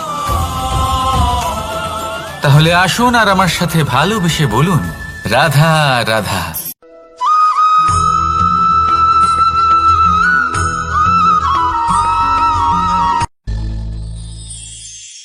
শিশিরের বিন্দু পাতার ওপর পড়ে আর তার গায়ে লেগে থাকে। পাতা তাকে শুষে নিতে পারে না, আর শেষ পর্যন্ত সে ঝরে পড়ে যায়।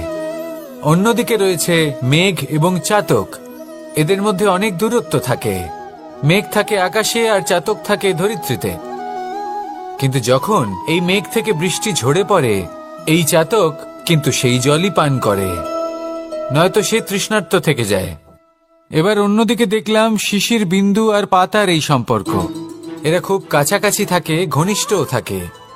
অন্যদিকে রয়েছে মেঘ এবং চাতকের সম্পর্ক, যাদের মধ্যে অনেক দূরত্ব থাকা সত্ত্বেও তারা খুব ঘনিষ্ঠ, তাই না? এই সারমর্ম খুব সরল। এই নৈকট্য, এই দূরত্ব, তা আপনার সম্পর্কে প্রভাব কিছুতেই ফেলতে পারে না। এই নৈকট্য, এই দূরত্ব, এইসব হলো শুধুমাত্র মনের ব্যাপার। কখনো আপনি অনুভব করেছেন আপনি কারোর থেকে অনেক অনেক দূরে আছেন, অনেক দূরে আছেন, তাও সেই ব্যক্তির প্রতি আপনি টান অনুভব করেন। সেখানে আপনি কারোর সাথে প্রত্যেক দিন অতিবাহিত করেন, সমস্ত জীবন অতিবাহিত করেন, সব থেকে বেশি সময় তার সাথে অতিবাহিত করেন, তাও তার প্রতি সেই টান অনুভব করেন না। এই সংকেত হলো মনের দূরত্বের। তাহলে মনের এই দূরত্ব দূর করুন আর আমার সাথে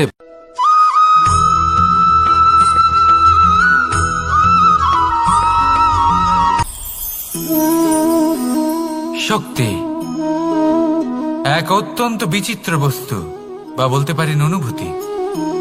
পিতা সবসময় চান যেন তিনি তার শক্তি পুত্রকে। আসুন আপনাকে সহজে বোঝাই। যদি আপনি সুপাত্র হন আর আপনাকে শক্তি দেওয়া হয়, তাহলে আপনি সেই শক্তির গুরুত্ব বুঝবেন, কোথায় সেই শক্তি প্রয়োগ করা উচিত সেটা বুঝবেন। আর এটা যেহেতু অর্জন করা শক্তি হবে, সেই শক্তির অপব্যবহার হবে না। কিন্তু যদি এই আপনি কুপাত্র হন আর যদি আপনাকে এই শক্তি দেওয়া হয়, তাহলে কি হবে? দেখতে গেলে এই শক্তি আপনি দান হিসেবে পেয়েছেন, তাই না আপনি এই শক্তির গুরুত্ব বুঝবেন আর না এর প্রয়োগ আপনি জানবেন। তার অপব্যবহার হওয়া সুনিশ্চিত। তাই যদি আপনি কোনো শক্তি অর্জন করতে চান, তাহলে আগে তার যোগ্য হয়ে উঠুন। পুত্র নয়, পাত্র হয়ে উঠুন। আর আমার সাথে ভালোবেসে বলুন, রাধা রাধা।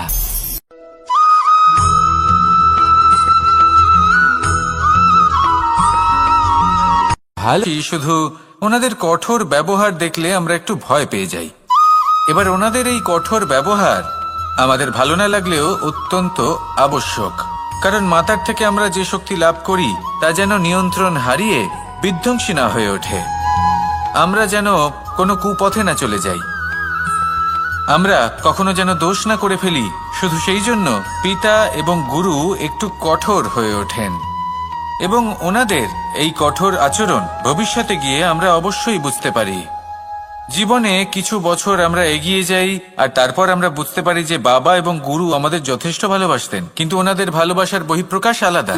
প্রয়োজনীয় হলো এটা দেখার, এটা বোঝার যে শুরু থেকে আমাদের প্রতি ওনাদের আচরণ কেমন ছিল। ওনাদের কঠোর হওয়ার পেছনে ওনাদের ভালোবাসাটা বোঝার চেষ্টা করুন, ওনাদের চিন্তাটা বোঝার চেষ্টা করুন, ওনাদের পথপ্রদর্শনের আড়ালে আপনার ভবিষ্যতের জন্য যে পরিকল্পনা ওনারা করেছেন সেটা বোঝার চেষ্টা করুন। তখন আপনারা বুঝতে পারবেন ওনাদের ভালোবাসাকে। আপনার মনের মধ্যে আপনা থেকেই ওনাদের প্রতি সম্মান জেগে উঠবে। নিজের পিতা এবং নিজের গুরু এই দুজনের প্রতি কৃতজ্ঞতা প্রকাশ করুন আর আমার সাথে ভালোবেসে বলুন, রাধা রাধা।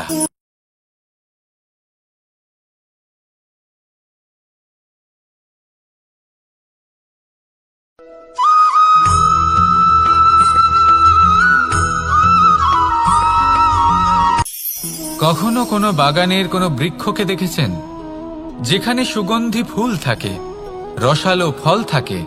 তখন মন প্রফুল্ল হয়ে ওঠে, মন থেকে সেই বৃক্ষের প্রতি ভালোবাসা জন্মায়। কিন্তু যিনি বাগানের মালিক, শুধুমাত্র তিনিই জানেন যে কিভাবে এই বৃক্ষকে আগলে রাখতে হয়, কিভাবে তার পরিচর্যা করলে এতে সুন্দর সুগন্ধি ফুল হবে, রসালো ফল হবে।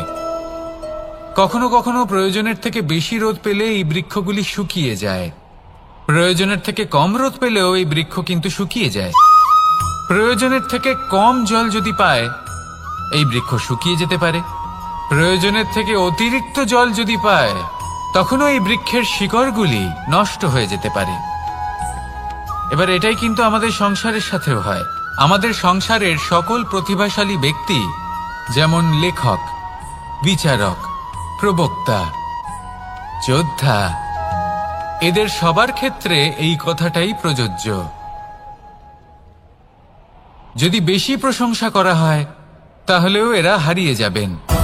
প্রয়োজনের থেকে বেশি যদি নিন্দা করা হয়, তখনও তারা নত হয়ে পড়বেন।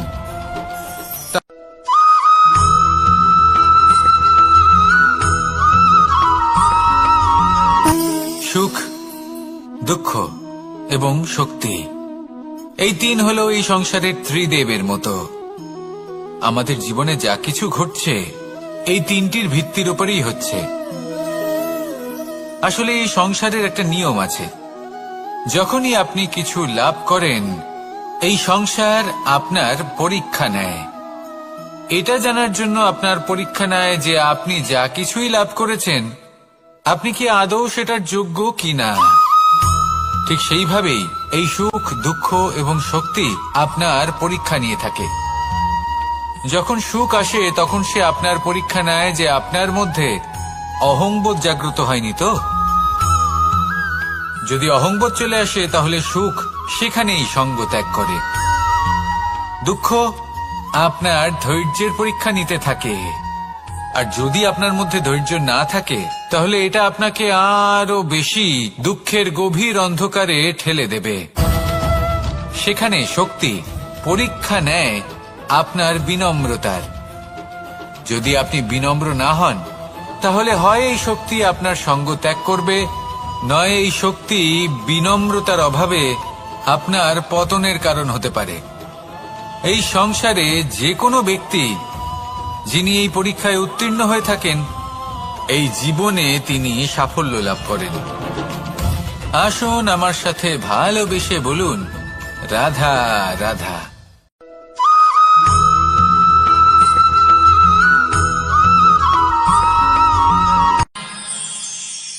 আমরা সবাই সূর্যকে সম্মান কেন করি? কারণ আমরা জানি যে সন্ধেবেলা যখন সূর্যাস্ত হবে, তখন শুধুমাত্র অন্ধকার বাকি থাকবে। ঠিক কিছুটা এরকমই হয় আমাদের মাতা পিতাও, যিনি আমাদের জন্ম দেন, আমাদের ভরণ পোষণ করেন, আমাদের বড় করেন, আমাদের প্রেম প্রদান করেন।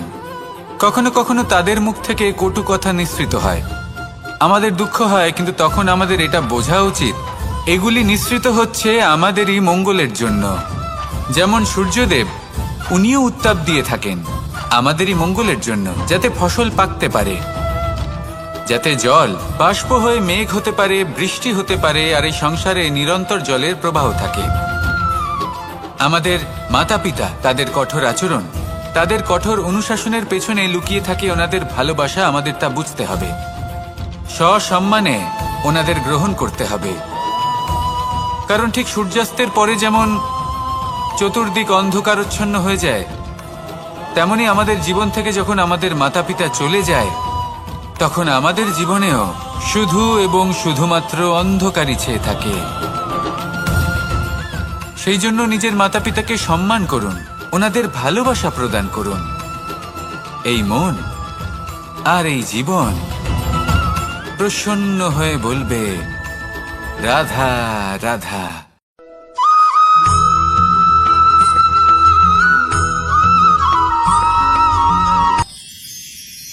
মানুষ তার জীবনে দুই ধরনের পরিস্থিতিকে খুব ভয় পায়। এক, কোনো কারণবশত কারোর সামনে নত হওয়া। দুই, কোনো কারণে নিজের চরিত্র থেকে, নিজের মূল্যবোধ থেকে বিচ্যুত হওয়া। এবার কেন হয় এরকম যে কথায় কথায় কারোর সামনে নত হতে হয়? কেন বারংবার নিজের চরিত্র থেকে চ্যুত হতে হয়? এরকম কেন হয়? এটা তখনই হয় যখন আমাদের শিক্ষা এবং মূল্যবোধের অভাব থাকে। যদি মানুষের মধ্যে প্রকৃত শিক্ষা থাকে, তাহলে এই সংসারে কোনো সময় এবং কারোর সামনেই নত হওয়ার কোনো প্রয়োজন নেই। যদি মানুষের মধ্যে মূল্যবোধ থাকে তাহলে তাকে নিজের মূল্যবোধ বা চরিত্র থেকে বিচ্যুত হতে হয় না, তা সে যাই হয়ে যাক না কেন।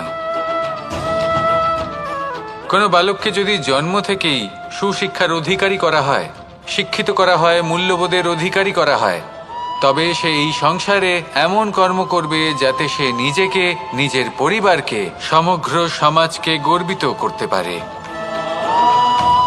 শিক্ষা লাভ করুন, মূল্যবোধ লাভ করুন এবং আমার সাথে ভালোবেসে বলুন, রাধা রাধা।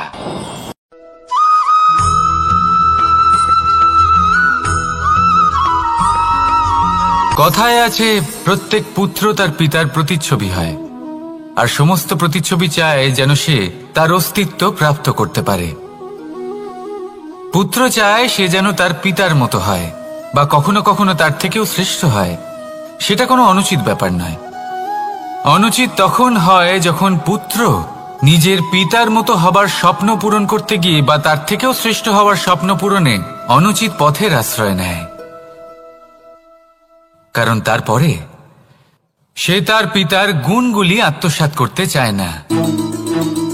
সে শুধুই এটা চায় যে সংসারের চোখে যেন আমি শ্রেষ্ঠ প্রমাণিত হই। এটা অনুচিত। সংসারে এমন অনেক মানুষ আছেন যারা এই কারণে শ্রেষ্ঠ হবার চেষ্টা করেন যাতে তার পরিবারের, তার পিতার সম্মান বৃদ্ধি পায়। এমনও মানুষ থাকেন, আর এটাই হলো পার্থক্য উদ্দেশ্যের।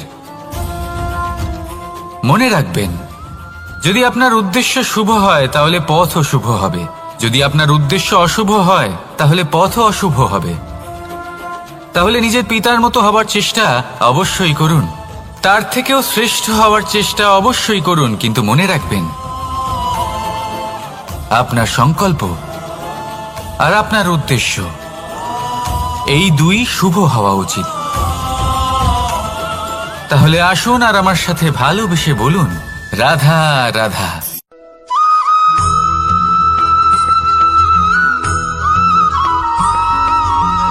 এই সংসারের সবথেকে গুরুত্বপূর্ণ তত্ত্ব কোনটা? প্রথম হলো সময়।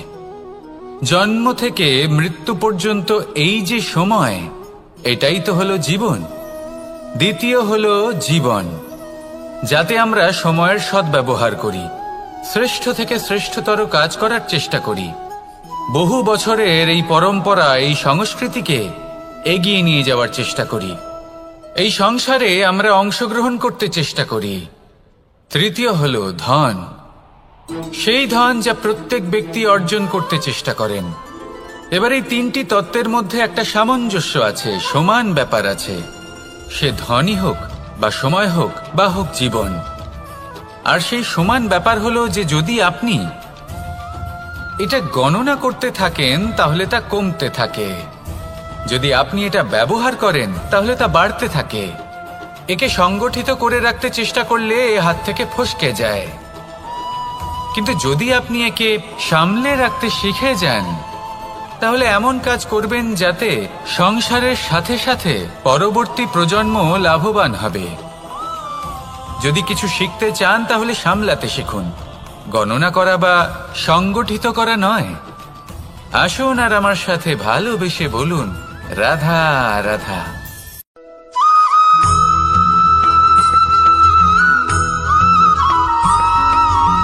পঞ্চতত্ত্বের মধ্যে দ্বিতীয় তত্ত্ব হল ধরণী, ভূমি, যাকে আমরা ধরণী মাতা বলি।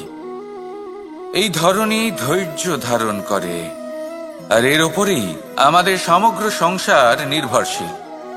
কারণ এই ভূমি সহ্য ক্ষমতা রাখে, এর সহ্য ক্ষমতা হলো অপরিসীম।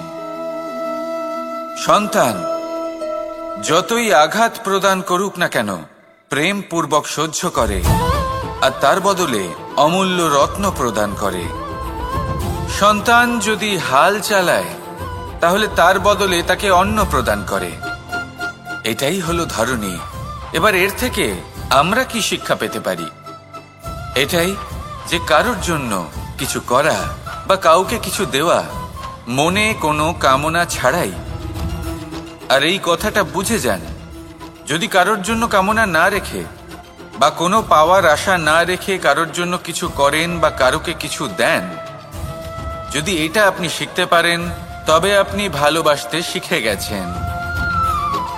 আর সেই জন্যই এই ধরিত্রীকে মাতা বলা হয়, কারণ মাতা শুধু উনি নন যিনি গর্ভে সন্তানকে ধারণ করেন, মাতা তো উনিও যিনি জীবন বাঁচতে শেখান, যিনি জীবন বাঁচার উদাহরণ প্রদান করেন। তাহলে ধরনীর থেকে এই নিঃস্বার্থ ভাব শিখুন, নিঃস্বার্থ ভালোবাসা শিখুন, আর এই ভালোবাসার সাথেই বলুন রাধা রাধা।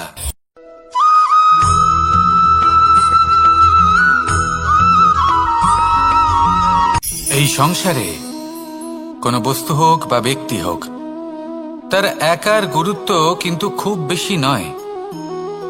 একটা উদাহরণ হিসেবে বৃষ্টির ফোঁটাকে ভেবে দেখুন। যদি একটি বৃষ্টির ফোঁটা হয় তাহলে তার খুব বেশি গুরুত্ব থাকে না, কিন্তু যখন সহস্র বৃষ্টির ফোঁটা মেঘের মধ্যে দিয়ে ঝরে পড়ে তখন সেটা বর্ষার রূপ ধারণ করে। সেই বর্ষা যা এই প্রকৃতিকে শান্ত করে। সেইভাবেই পাথরের ছোট টুকরো, তার খুব বেশি গুরুত্ব থাকে না, কিন্তু যখন অসংখ্য পাথরের টুকরো একত্রিত হয় তখন তা পর্বতের আকার ধারণ করে। সেইভাবেই কিছু মানুষ যখন একত্রিত হন তখন তৈরি হয় পরিবার, কিছু পরিবার যখন একত্রিত হয় তখন তৈরি হয় সমাজ, যখন অনেক সংখ্যক সমাজ একত্রিত হয় তখন তৈরি হয় রাজ্য। এবার এই রাজ্যের সবথেকে গুরুত্বপূর্ণ ব্যক্তি হতে পারেন রাজা, কিন্তু তাও সেই রাজা একা কিছু করতে পারেন না। যুদ্ধ লড়ার সময় তারও নিজের সৈন্যদলকে প্রয়োজন পড়ে। কিন্তু এই সংসারে এমন একজন ব্যক্তি আছেন যিনি একাই সব কাজ করতে থাকেন, এবং সেই ব্যক্তি হলেন মা। আমাদের জীবনে একজন পিতার ভূমিকা কিন্তু নিঃসন্দেহে অমূল্য, কিন্তু আমাদের সকলের জীবনে যে ভূমিকা একজন মায়ের তা অন্য কারোর থাকে না।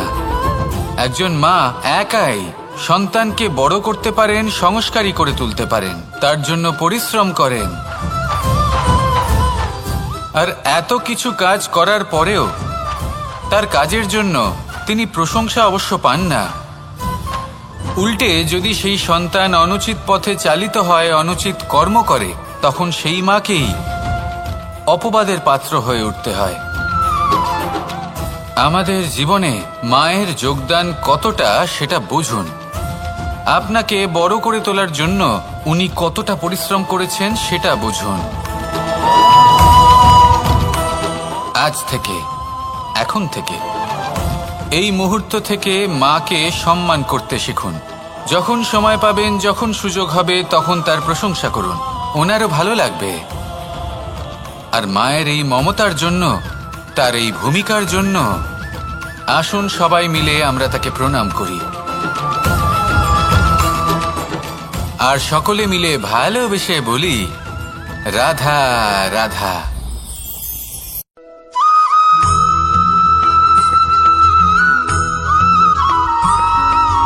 মানুষের একটি সমস্যা আছে যে মানুষ সাফল্যকে মাপতে থাকেন, লক্ষ্যপ্রাপ্তিকে মাপতে থাকেন এবং তার তুলনা করতে থাকেন যে ও এত কিছু পেল আর আমি পেলাম না, ওর কাছে এত কিছু আছে কিন্তু আমার কাছে নেই। এই তুলনা করার জন্য ওনারা দুঃখী হয়ে পড়েন, নিরাশ হয়ে পড়েন। তাই আমি একটা প্রশ্ন করছি যে এটা কি উচিত? এই সংসারে আপনি কি নিয়ে তুলনা করবেন, যেখানে সূর্যদেব চন্দ্রমা দুজনেই আছেন, দুজনেই হলেন বিশেষ, দুজনেই নিজ নিজ সময়ে উদিত হন। এদের মধ্যে একজন না থাকলে তাহলে আমাদের জীবন কঠিন হয়ে পড়বে। ঠিক সেইভাবেই আপনি যদি একটা বড় রেখা অঙ্কন করেন তাহলে অন্য রেখাটি ছোট হয়ে পড়ে না, সে তেমনই থাকে যেমনটা সে ছিল। আপনার অস্তিত্ব কখনো ছোট বা বড় হতে পারে না। শুধু তুলনা করার জন্য আপনার এটা মনে হতে পারে। যদি আপনি যুদ্ধ করতে চান আপনার তলোয়ারের প্রয়োজন পড়বে। যদি বস্ত্র তৈরি করতে চান এত বড় তলোয়ার দিয়ে কিছুই হবে না, তখন প্রয়োজন পড়বে একটা ছোট্ট সূচের। তাই তুলনা করবেন না, না নিজেকে ছোট মনে করবেন না অন্য কাউকে। সবার সাথে সহযোগিতা করুন, আর যদি তুলনা করতেই হয় নিজের সাথে করুন যে কাল আমি কেমন ব্যক্তি ছিলাম, আজ কি তার থেকে শ্রেষ্ঠ হয়ে উঠতে পেরেছি? ভেবে দেখুন ভবিষ্যতে গিয়ে আপনি কতটা শ্রেষ্ঠ ব্যক্তি হতে পারেন। আসুন আমার সাথে ভালোবেসে বলুন, রাধা রাধা।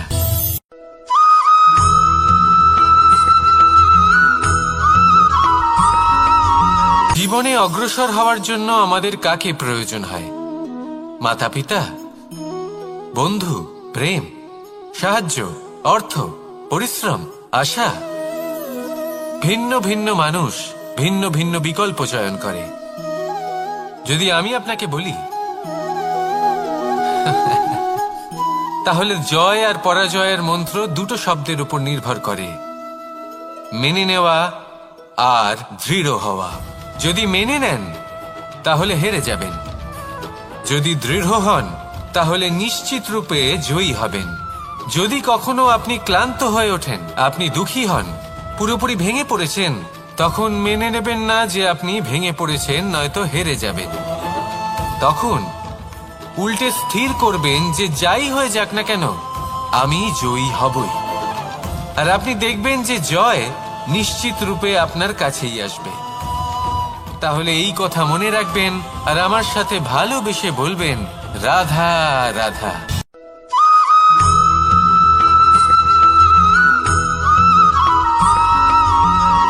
মানুষ ভাবেন যে ধন অর্জন করা হলো অত্যন্ত গুরুত্বপূর্ণ। তিনি আজীবন ধন অর্জন করতে থাকেন, ধন অর্জন করার চেষ্টা করতে থাকেন।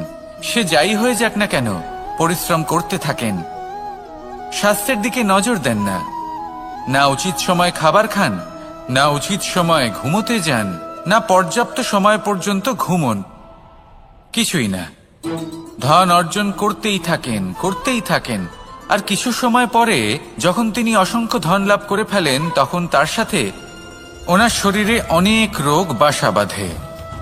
এইসব রোগের উপচার করতে করতে সেই সমস্ত ধন যা উনি অর্জন করেছেন তা তিনি ব্যয় করে ফেলেন। শেষ পর্যন্ত কি হয়? আমরা যেভাবে এসেছি ঠিক সেইভাবেই ফিরে যাই, ধন এখানেই থেকে যায়। দেখুন, একটা অত্যন্ত গুরুত্বপূর্ণ কথা রয়েছে যে আপনার বোঝা উচিত। এই যে ধন, তার ব্যবহার করুন জীবনকে আরো ভালো করে তোলার জন্য। ধনের সদ্ব্যবহার করা উচিত, এমন যেন না হয় এই ধন আপনাকে ভোগ করে ফেলে। এই জীবনকে নিশ্চিত রূপে আরো শ্রেষ্ঠ করে তুলুন। কিন্তু এই ধন অর্জন করার এই প্রক্রিয়াতে নিজের সারা জীবনকে নষ্ট করে ফেলবেন না। এই জীবন উপভোগ করতে শিখুন আর আমার সাথে ভালোবেসে বলুন, রাধা রাধা।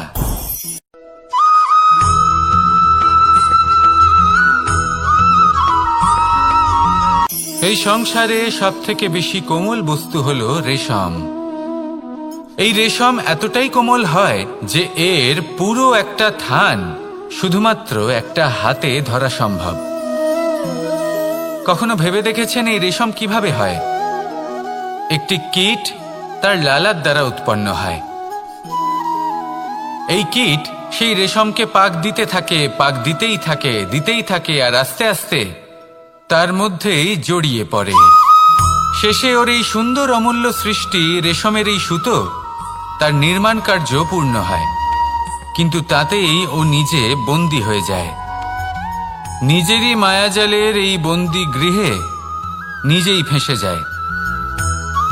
এবার এই সুতোকে ব্যবহারযোগ্য করে তোলার জন্য এই কীটগুলিকে এই কবচের সাথেই ফুটন্ত জলে ফেলে দেওয়া হয়। এই সংসারে যদি আমাদের স্বপ্ন এই সংসারের দুঃখ হরণ করার জন্য, এই সংসারে সুখ বিতরণ করার জন্য হয়, তবেই আমাদের প্রগতি সম্ভব। যদি আমাদের এই স্বপ্ন শুধুই আমাদের এবং আমাদের স্বার্থ সিদ্ধির জন্য হয়, তাহলে এই স্বপ্ন আমাদের অন্ধ করে দেবে, আমাদের অন্ধকারের পথে নিয়ে যাবে, আর আমরাও সেই কীটের মতো হয়ে যাব। নিজেদেরই মায়াজালে আমরা নিজেই ফেঁসে যাব, আর শেষে আমরা যদি কিছু লাভ করি তা হবে একাকিত্ব, অন্ধকারময় মৃত্যু। তাই স্বপ্ন অবশ্যই দেখুন, কিন্তু এমনভাবে স্বপ্ন দেখবেন না যে তার এই বন্দিগৃহে আপনি নিজেই ফেঁসে গেলেন। স্বপ্ন দেখুন পরোপকারে।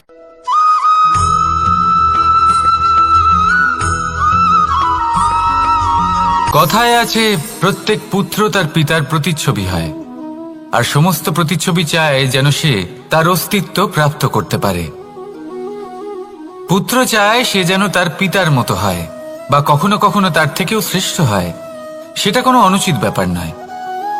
অনুচিত তখন হয় যখন পুত্র নিজের পিতার মতো হবার স্বপ্ন পূরণ করতে গিয়ে বা তার থেকেও শ্রেষ্ঠ হওয়ার স্বপ্ন পূরণে অনুচিত পথের আশ্রয় নেয়। কারণ তারপরে সে তার পিতার গুণগুলি আত্মসাৎ করতে চায় না। সে শুধুই এটা চায় যে সংসারের চোখে যেন আমি শ্রেষ্ঠ প্রমাণিত হই। এটা অনুচিত। সংসারে এমন অনেক মানুষ আছেন যারা এই কারণে শ্রেষ্ঠ হবার চেষ্টা করেন যাতে তার পরিবারের তার পিতার সম্মান বৃদ্ধি পায়। এমনও মানুষ থাকেন, আর এটাই হলো পার্থক্য উদ্দেশ্যের। মনে রাখবেন, যদি আপনার উদ্দেশ্য শুভ হয় তাহলে পথও শুভ হবে, যদি আপনার উদ্দেশ্য অশুভ হয় তাহলে পথও অশুভ হবে। তাহলে নিজের পিতার মতো হবার চেষ্টা অবশ্যই করুন, তার থেকেও শ্রেষ্ঠ হওয়ার চেষ্টা অবশ্যই করুন, কিন্তু মনে রাখবেন আপনার সংকল্প আর আপনার উদ্দেশ্য এই দুই শুভ হওয়া উচিত। তাহলে আসুন আর আমার সাথে ভালোবেসে বলুন, রাধা রাধা।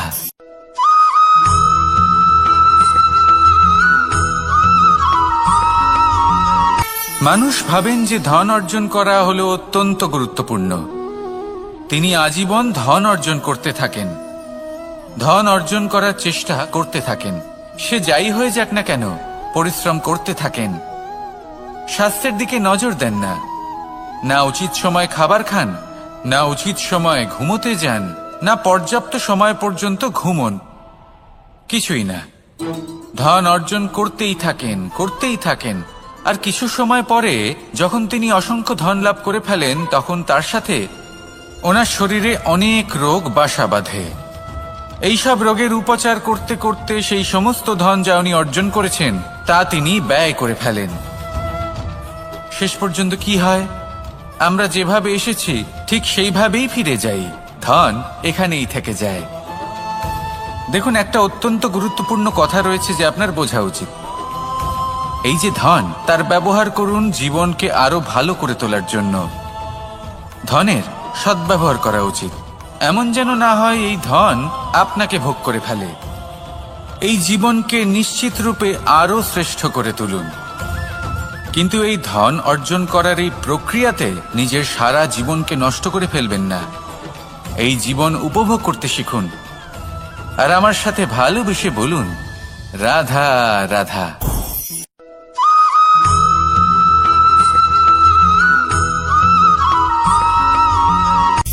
সূচের শেষে একটি ছিদ্র থাকে যার দ্বারা আমরা এই সুতো পরাতে পারি, আর তারপর সূচের সাহায্যে এই সুতো দিয়ে বস্ত্র সেলাই করা যায়।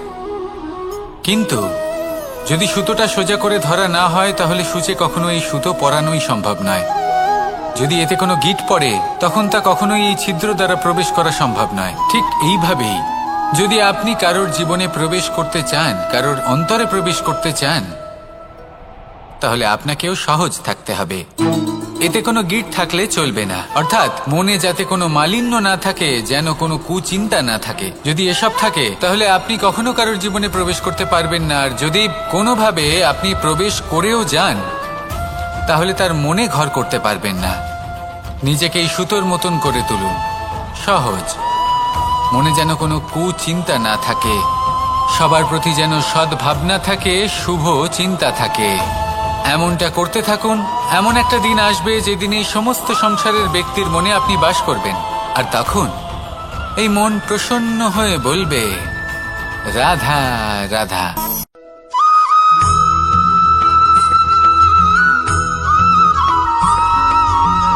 এবার অনেক সময় মানুষের মনে এরকম প্রশ্ন আসে যে এই সংসারে সবথেকে বড় বিপদ কি?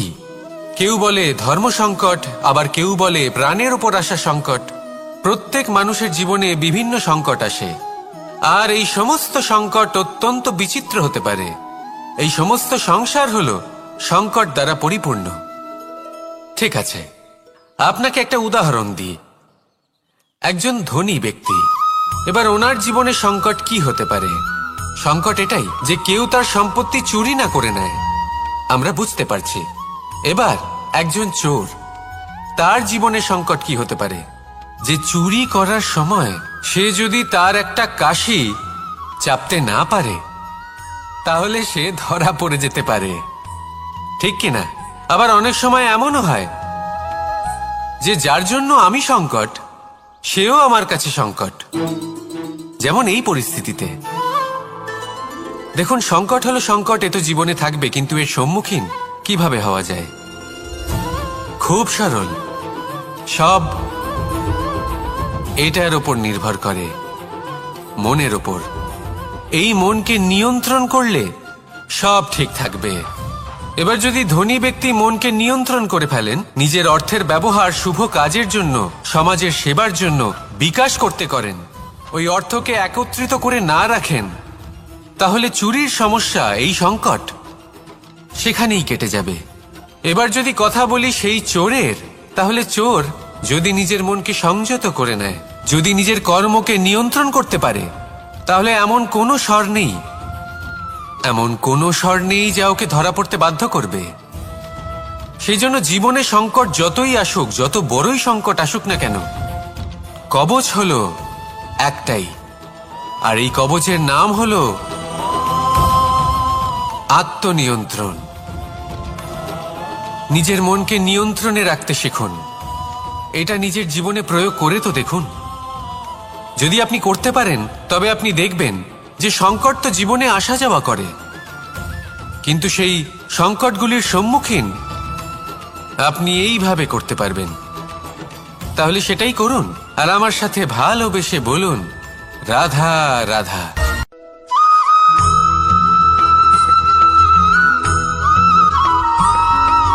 প্রত্যেক মানুষ নিজের জীবনে হীরক তথা হিরে এবং দর্পণ, এই দুই দেখেছেন।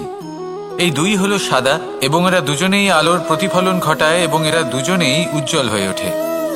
আপনি হয়তো মনে মনে ভাবছেন যে এটা কি ধরনের তুলনা করছি। একটা হিরে তো রত্ন, তার মূল্য দর্পণের থেকে অনেক গুণ বেশি, কিন্তু হিরে থাকাতে দর্পণের মূল্য কিন্তু কোনো অংশে কমে যায় না, তাই না? মানুষ যখন হিরে নিজের হাতে নেয়, তখন সবার আগে কি খোঁজে? দর্পণ, যাতে তার মধ্যে দিয়ে দেখে সে বুঝতে পারে যে সেই হিরে আদৌ তার শোভাবর্ধন করছে কিনা, তাকে ভালো দেখাচ্ছে কিনা, প্রসাধনের জন্য সেটা ব্যবহার করা ঠিক হবে কিনা। অর্থাৎ হীরের উপস্থিতিতে দর্পণের গুরুত্ব কম হলো না, দর্পণের কারণে হীরের মূল্য বোঝা গেল। আমাদের জীবনেও ঠিক এরকমই ঘটে। আপনারা যদি সংসারে নিজের আশেপাশে দেখেন, এমন অনেক মানুষ দেখতে পাবেন যারা নিজেদের ক্ষেত্রে মহান স্থানে পৌঁছেছেন, নিপুণ এবং শ্রেষ্ঠ হয়েছেন, আর তাদের মধ্যে আপনার নিজের মনে হয় যেন আপনি হলেন দর্পণ। নিজেকে ছোট মনে করবেন না। আপনার মূল্য কম হচ্ছে না, আপনার নিজস্ব মূল্য আছে, আর যদি আপনার অস্তিত্ব না থাকে, তাহলে ওনাদের অস্তিত্বের মূল্য সংসার বুঝতেই পারবে না। জীবনে সবসময় চেষ্টা করবেন যাতে আপনি আরো বেশি শ্রেষ্ঠ হয়ে উঠতে পারেন। আপনি নিজে যে স্থানে আছেন সেটাকে ছোট মনে করবেন না, তারও নিজস্ব একটা মূল্য আছে। যদি আপনি হিরে হয়ে থাকেন, তাহলে অহংকার করবেন না। যদি আপনি দর্পণ হয়ে থাকেন, তাহলে নিজেকে ছোট মনে করবেন না। আসুন আর আমার সাথে ভালোবেসে বলুন, রাধা রাধা।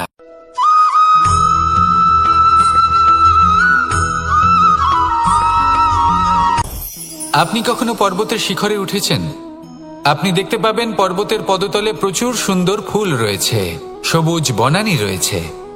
যত আপনি ওপরে উঠতে থাকবেন, তত ফুল কমতে থাকবে, সবুজ বনানী কমতে থাকবে। আরো কিছুটা ওপরে উঠলে কাঁটা জাতীয় গাছ দেখতে পাবেন, শুকনো গাছ দেখতে পাবেন। আরো যদি ওপরে ওঠেন, তাহলে পাষাণ দেখতে পাবেন। আরো ওপরে উঠলে হিমখণ্ড দেখতে পাবেন। এই যে পর্বত, তা মনুষ্য জীবনের সব থেকে উত্তম উদাহরণ। মানুষ যখন সাফল্যের শিখরে পৌঁছতে চান, মহানুভবতার শিখরে পৌঁছতে চান, পথে যত আস্তে আস্তে ওপরে উঠতে থাকেন, ততই ভৌতিক বস্তু তার থেকে বিচ্ছিন্ন হতে থাকে। যদি তিনি সেই ভৌতিক বস্তুগুলি ত্যাগ না করতে পারেন, তাহলে কখনোই সেই স্থানে পৌঁছতে পারবেন না। আর মানুষ যদি উচিত ত্যাগ করতে পারেন, পথে অগ্রসর হতে থাকেন, এগোতে থাকেন, তাহলে একদিন না একদিন তিনি মহানুভবতার, জ্ঞানের, সাফল্যের হিমের স্বাদ অবশ্যই লাভ করবেন। মনে রাখবেন, মানব জীবনে ত্যাগ হলো অত্যন্ত গুরুত্বপূর্ণ অংশ। আসুন আমার সাথে ভালোবেসে বলুন, রাধা রাধা।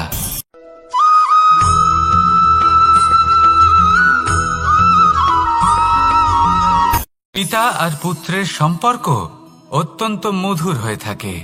পিতা স্বপ্ন দেখেন, তাকে পূর্ণ করার সকল সম্ভাব্য চেষ্টা করেন, কিন্তু তাও অনেক সময় ওনার স্বপ্ন অপূর্ণ থেকে যায়। তখন পিতা ভাবেন যে স্বপ্ন উনি পূর্ণ করতে পারেননি, ওনার সন্তান তা অবশ্যই পূরণ করবে। যে স্থানে উনি কখনো পৌঁছতে পারেননি, সেই স্থানে ওনার পুত্র অবশ্যই পৌঁছবে।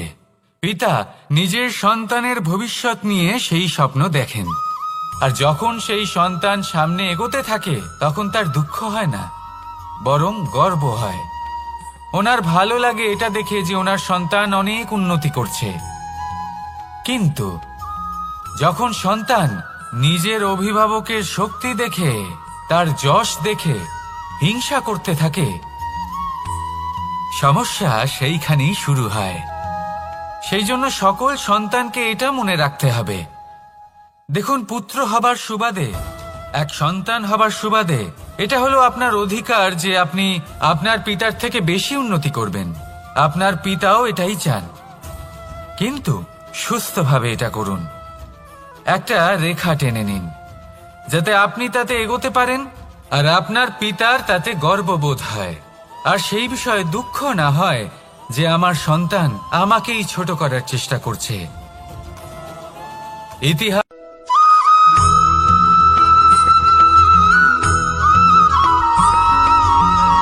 মানুষের মানসিকতা এমন হয় যে সে যতটা করে আশা করে যে তার থেকে অনেক বেশি তার বদলে সে পাবে। দেখুন, সবকিছুই আপনার ভাবনা চিন্তার উপর নির্ভর করছে। আপনি যদি ফলের বিষয়ে ভেবে কর্ম করতে থাকেন, তাহলে সেটা অনুচিত। জীবনের আসল আনন্দ হলো নিজের কর্ম করতে থাকা, ফলের চিন্তা করা উচিত নয়। যদি আপনি এরকম ভাবেন যে আমি এতটা করছি, আমার এতটা পাওয়া উচিত, সেই ভাবনা অনুচিত।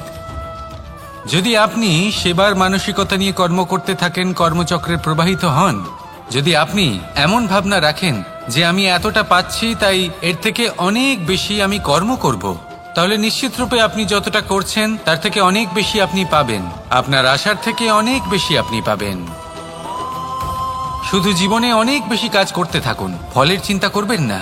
আর মনে রাখবেন, এই ভাবনাই সব থেকে বড় বীজ। কর্মের উপর বিশ্বাস রাখুন, জীবনে যা যা আপনি চান সবই সুখময় হবে।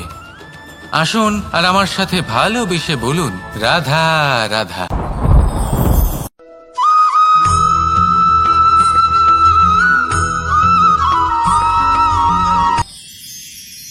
মানুষ তার জীবনে দুই ধরনের পরিস্থিতিকে খুব ভয় পায়। এক, কোনো কারণবশত কারোর সামনে নত হওয়া। দুই, কোনো কারণে নিজের চরিত্র থেকে, নিজের মূল্যবোধ থেকে বিচ্যুত হওয়া।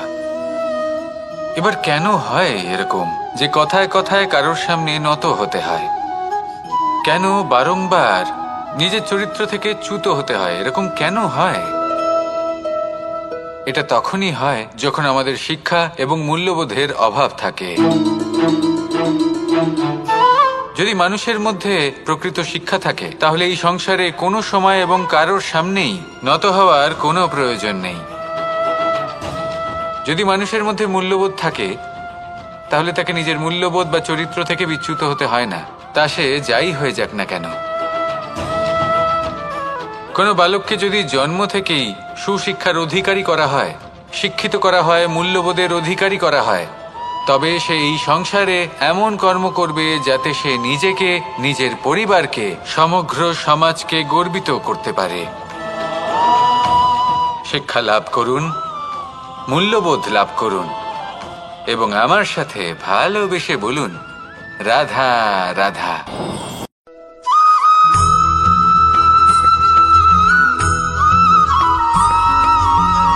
কেউ বলে জীবন খুব ক্ষণস্থায়ী, কেউ বলে জীবন হলো একটা সুন্দর স্বপ্নের মতো, আবার কেউ বলবে জীবন হলো এক কঠোর সত্য। কিন্তু জীবন আসলে কি? জীবন হলো আপনারই প্রতিবিম্ব, একটা দর্পণ। অর্থাৎ আপনি জীবনকে সেইভাবেই পাবেন যেরকম আপনি নিজেকে প্রতিপন্ন করবেন। যদি আপনি দর্পণের দিকে তাকিয়ে হাসেন, তাহলে আপনি সামনে হাসি মুখী দেখতে পাবেন। এবার যদি আপনি গম্ভীর হয়ে থাকেন, তাহলে আপনি একজন রুষ্ট ব্যক্তি দেখতে পাবেন। শেষে সবথেকে বেশি গুরুত্বপূর্ণ হলো আপনার চেষ্টা। আপনাকে সবসময় চেষ্টা করতে হবে যাতে আপনি নিজেকে প্রসন্ন এবং ইতিবাচক মনোভাবে রাখেন। এটা হলো আপনারই উত্তরদায়িত্ব, তাকে পালন করুন। এই মনকে প্রসন্ন রাখুন, এই সংসারকে সুন্দর বলে মনে হবে। আর এই মন প্রসন্ন হয়ে বলবে রাধা রাধা।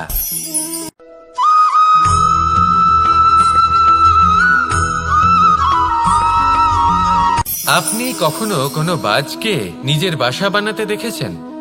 এই বাজ যখনই কোনো বাসা বানায় তখন উঁচু গাছের ডালে বা কোনো পর্বতের শিখরে বাসা বানায়, অনেক উচ্চতায়। আর সেখানে তার সন্তানও জন্মগ্রহণ করে। যখন এই সন্তানেরা জন্মায়, তখন এই বাজ খুবই ভালোবেসে এবং খুব সাবধানে এদের পালন পোষণ করে। নিজের ঠোঁট দিয়ে তাদের ঠোঁটে খাবার পরিবেশন করে। কিন্তু যেই সেই সন্তানেরা হৃষ্টপুষ্ট হয়ে যায় এবং সেই কথা বাজ নিজে বুঝতে পেরে যায়, সেই বাজ নিজেই সেই বাসা ছিন্ন ভিন্ন করে দেয়। সেই সন্তান যাদের সবেমাত্র ডানা গজিয়েছে, কিভাবে উড়তে হয় তারা জানে না, সেই সন্তানগুলিকে উচ্চতা থেকে ঠেলে দেয়। সেই সন্তান প্রথমে ভয়ভীত হয়ে যায়। তারা সামনে মৃত্যুকে দেখতে পেয়ে ভয়ের কারণে তাদের ডানা ঝাপটাতে থাকে। আর সেই প্রক্রিয়াতেই সেই সন্তানগুলি উড়তে শুরু করে দেয়। এবার এই ঘটনায় আমরা কি শিক্ষা পেতে পারি? এটাই, যদি আপনি মাতা পিতা হন তাহলে নিজের সন্তানকে অবশ্যই স্নেহ করুন, কিন্তু তাদেরকে নিজের আঁচলের তলায় বেঁধে রাখবেন না। যদি আপনি চান আপনার সন্তান জীবনে উন্নতি করুক, তাহলে নিজের মুঠো থেকে তাদের স্বতন্ত্র করে দিন। এই সংসারে সংঘর্ষ করতে দিন। সেই সন্তান নিজেই বুঝতে পারবে যে জন্মের সময় পাওয়া ডানা কি করে ব্যবহার করতে হয়। আর আপনার চোখের সামনে আপনার সন্তান এই আকাশে উড়তে থাকবে। তাহলে আসুন আমার সাথে ভালোবেসে বলুন রাধা রাধা।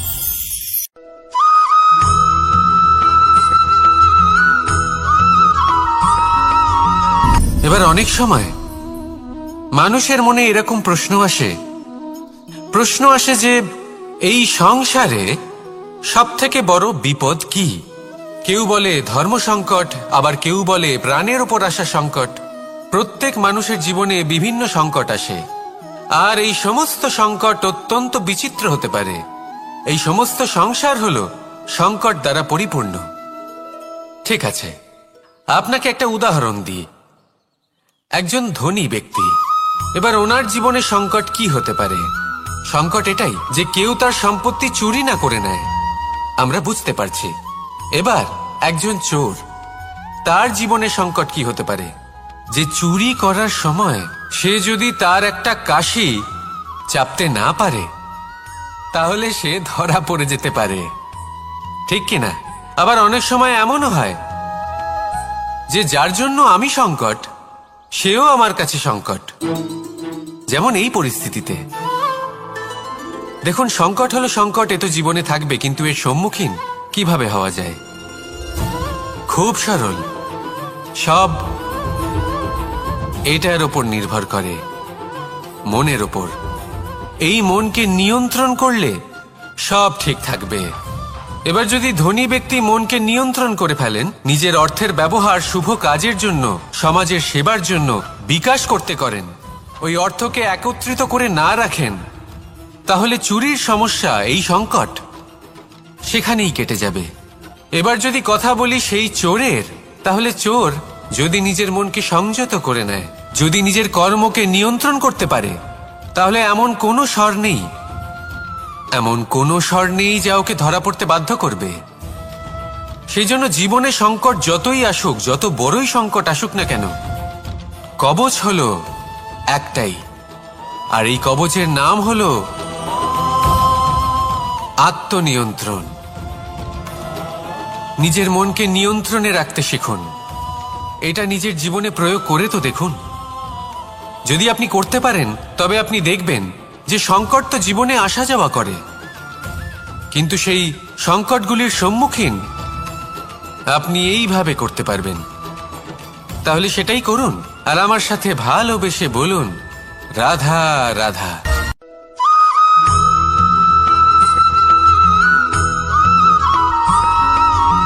এই সংসারে কখনো কোনো ব্যক্তিকে তার বাইরের পোশাক দেখে বিচার করার চেষ্টা করবেন না।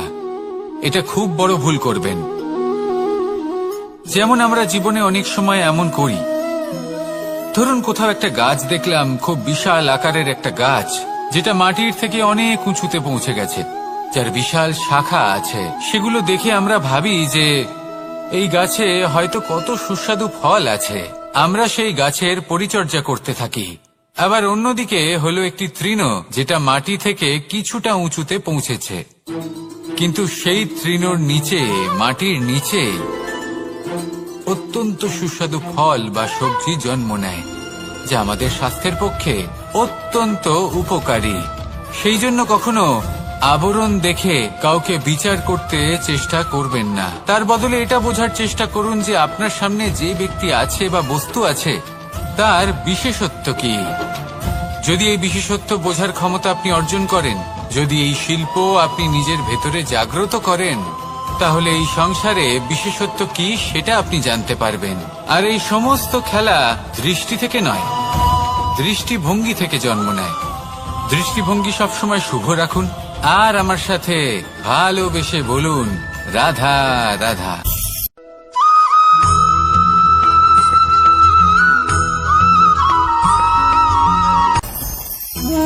ভোজন। এবার ভোজন সংগ্রহ করার জন্য মানুষ কি না করেন, সব সময় চেষ্টা করতে থাকেন। ফসল উৎপাদনের জন্য অনেক পরিশ্রম করতে থাকেন, কিন্তু অনেক সময় অনেক পরিশ্রম করার পরেও ফসল ভালো উৎপাদন হয় না। এর কারণ কি?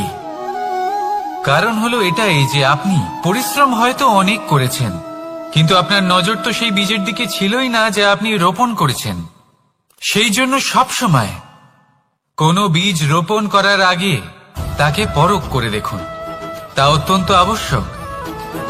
আর সেইভাবেই যখনই কোনো কর্মের প্রশ্ন আসে, তাহলে সেখানে শুধুমাত্র পরিশ্রম যথেষ্ট নয়।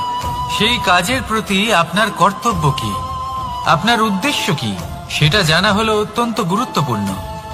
তাই কর্ম করুন, কিন্তু সেই কর্মের প্রতি আপনার যা উদ্দেশ্য তার মাহাত্ম্য বুঝতে চেষ্টা করুন। তাহলে আসুন আমার সাথে ভালোবেসে বলুন, রাধা রাধা।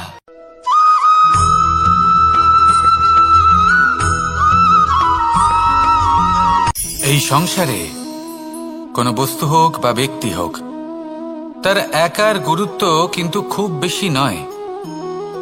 একটা উদাহরণ হিসেবে বৃষ্টির ফোঁটাকে ভেবে দেখুন। যদি একটি বৃষ্টির ফোঁটা হয় তাহলে তার খুব বেশি গুরুত্ব থাকে না, কিন্তু যখন সহস্র বৃষ্টির ফোঁটা মেঘের মধ্যে দিয়ে ঝরে পড়ে, তখন সেটা বর্ষার রূপ ধারণ করে। সেই বর্ষা যা এই প্রকৃতিকে শান্ত করে।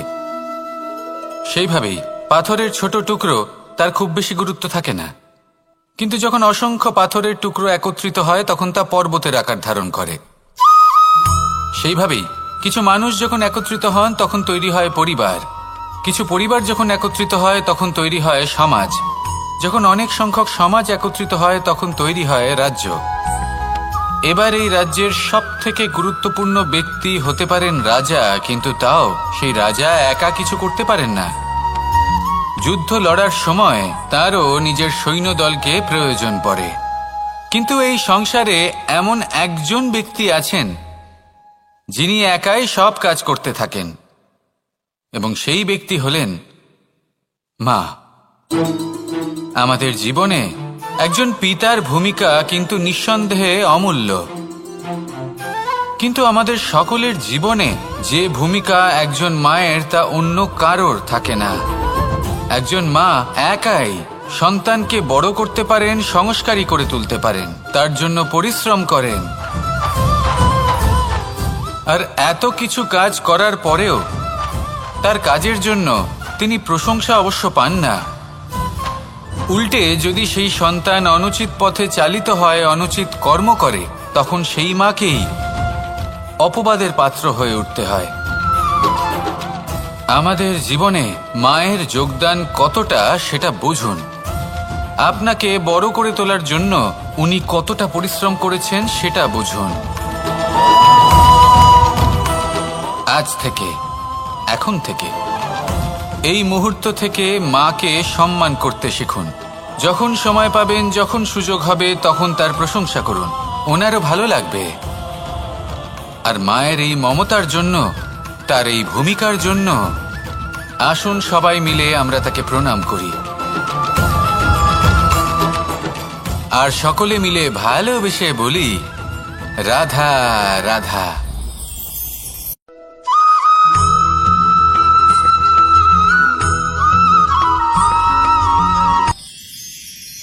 মানুষ তার জীবনে দুই ধরনের পরিস্থিতিকে খুব ভয় পায়।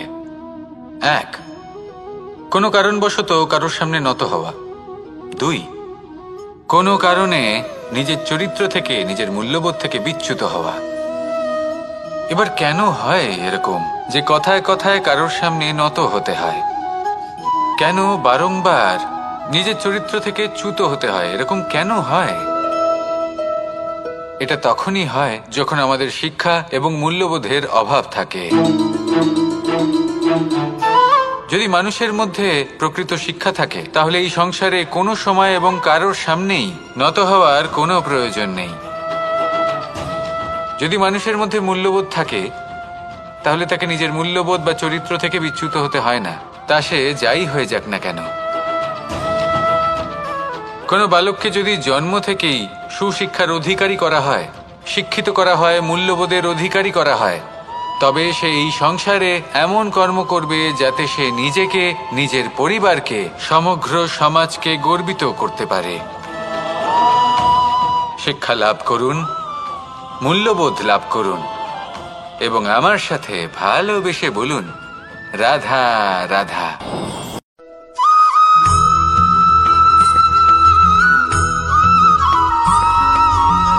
এই সংসারে প্রত্যেক মানুষ এটাই চান যে তিনি যেন ধনবান হন, আর্থিক অবস্থা তার ভালো থাকে, ওনার বাড়িতে লক্ষ্মীর আগমন হয়। কিন্তু সেটা হবে কি করে, সেটাই হলো প্রশ্ন। কেউ বলেন যে যদি পরিশ্রম করো তাহলে ধন অর্জন সম্ভব, কেউ বলেন যে যদি বিদ্যা লাভ হয় তবেই ধন অর্জন সম্ভব, কেউ বলেন যে যদি বলশালী হও তবেই সম্পন্ন থাকবে। ভালো কথা, যদি তাই হয়ে থাকে, তবে দিনমজুর সারা দিন পরিশ্রম করেন, তিনি কেন ধনী হন না? অনেকজন বিদ্বান মানুষ আছেন এই সংসারে, তারা কেন ধনবান হন না? অনেক সংখ্যক বলশালী ব্যক্তি আছেন, তাদের কাছে ধন নেই কেন? তাদের কেন ধনের অভাব হয়? আবার এমনও কিছু মানুষ আছেন যারা পরিশ্রম করেন, তারা দিনমজুর, কিন্তু তারা ধন অর্জন করতে পারেন। কিছু বিদ্বান ব্যক্তি আছেন যাদের কাছে অধিক মাত্রায় ধন রয়েছে, কয়েকজন বলশালী ব্যক্তি রয়েছেন যাদের কাছে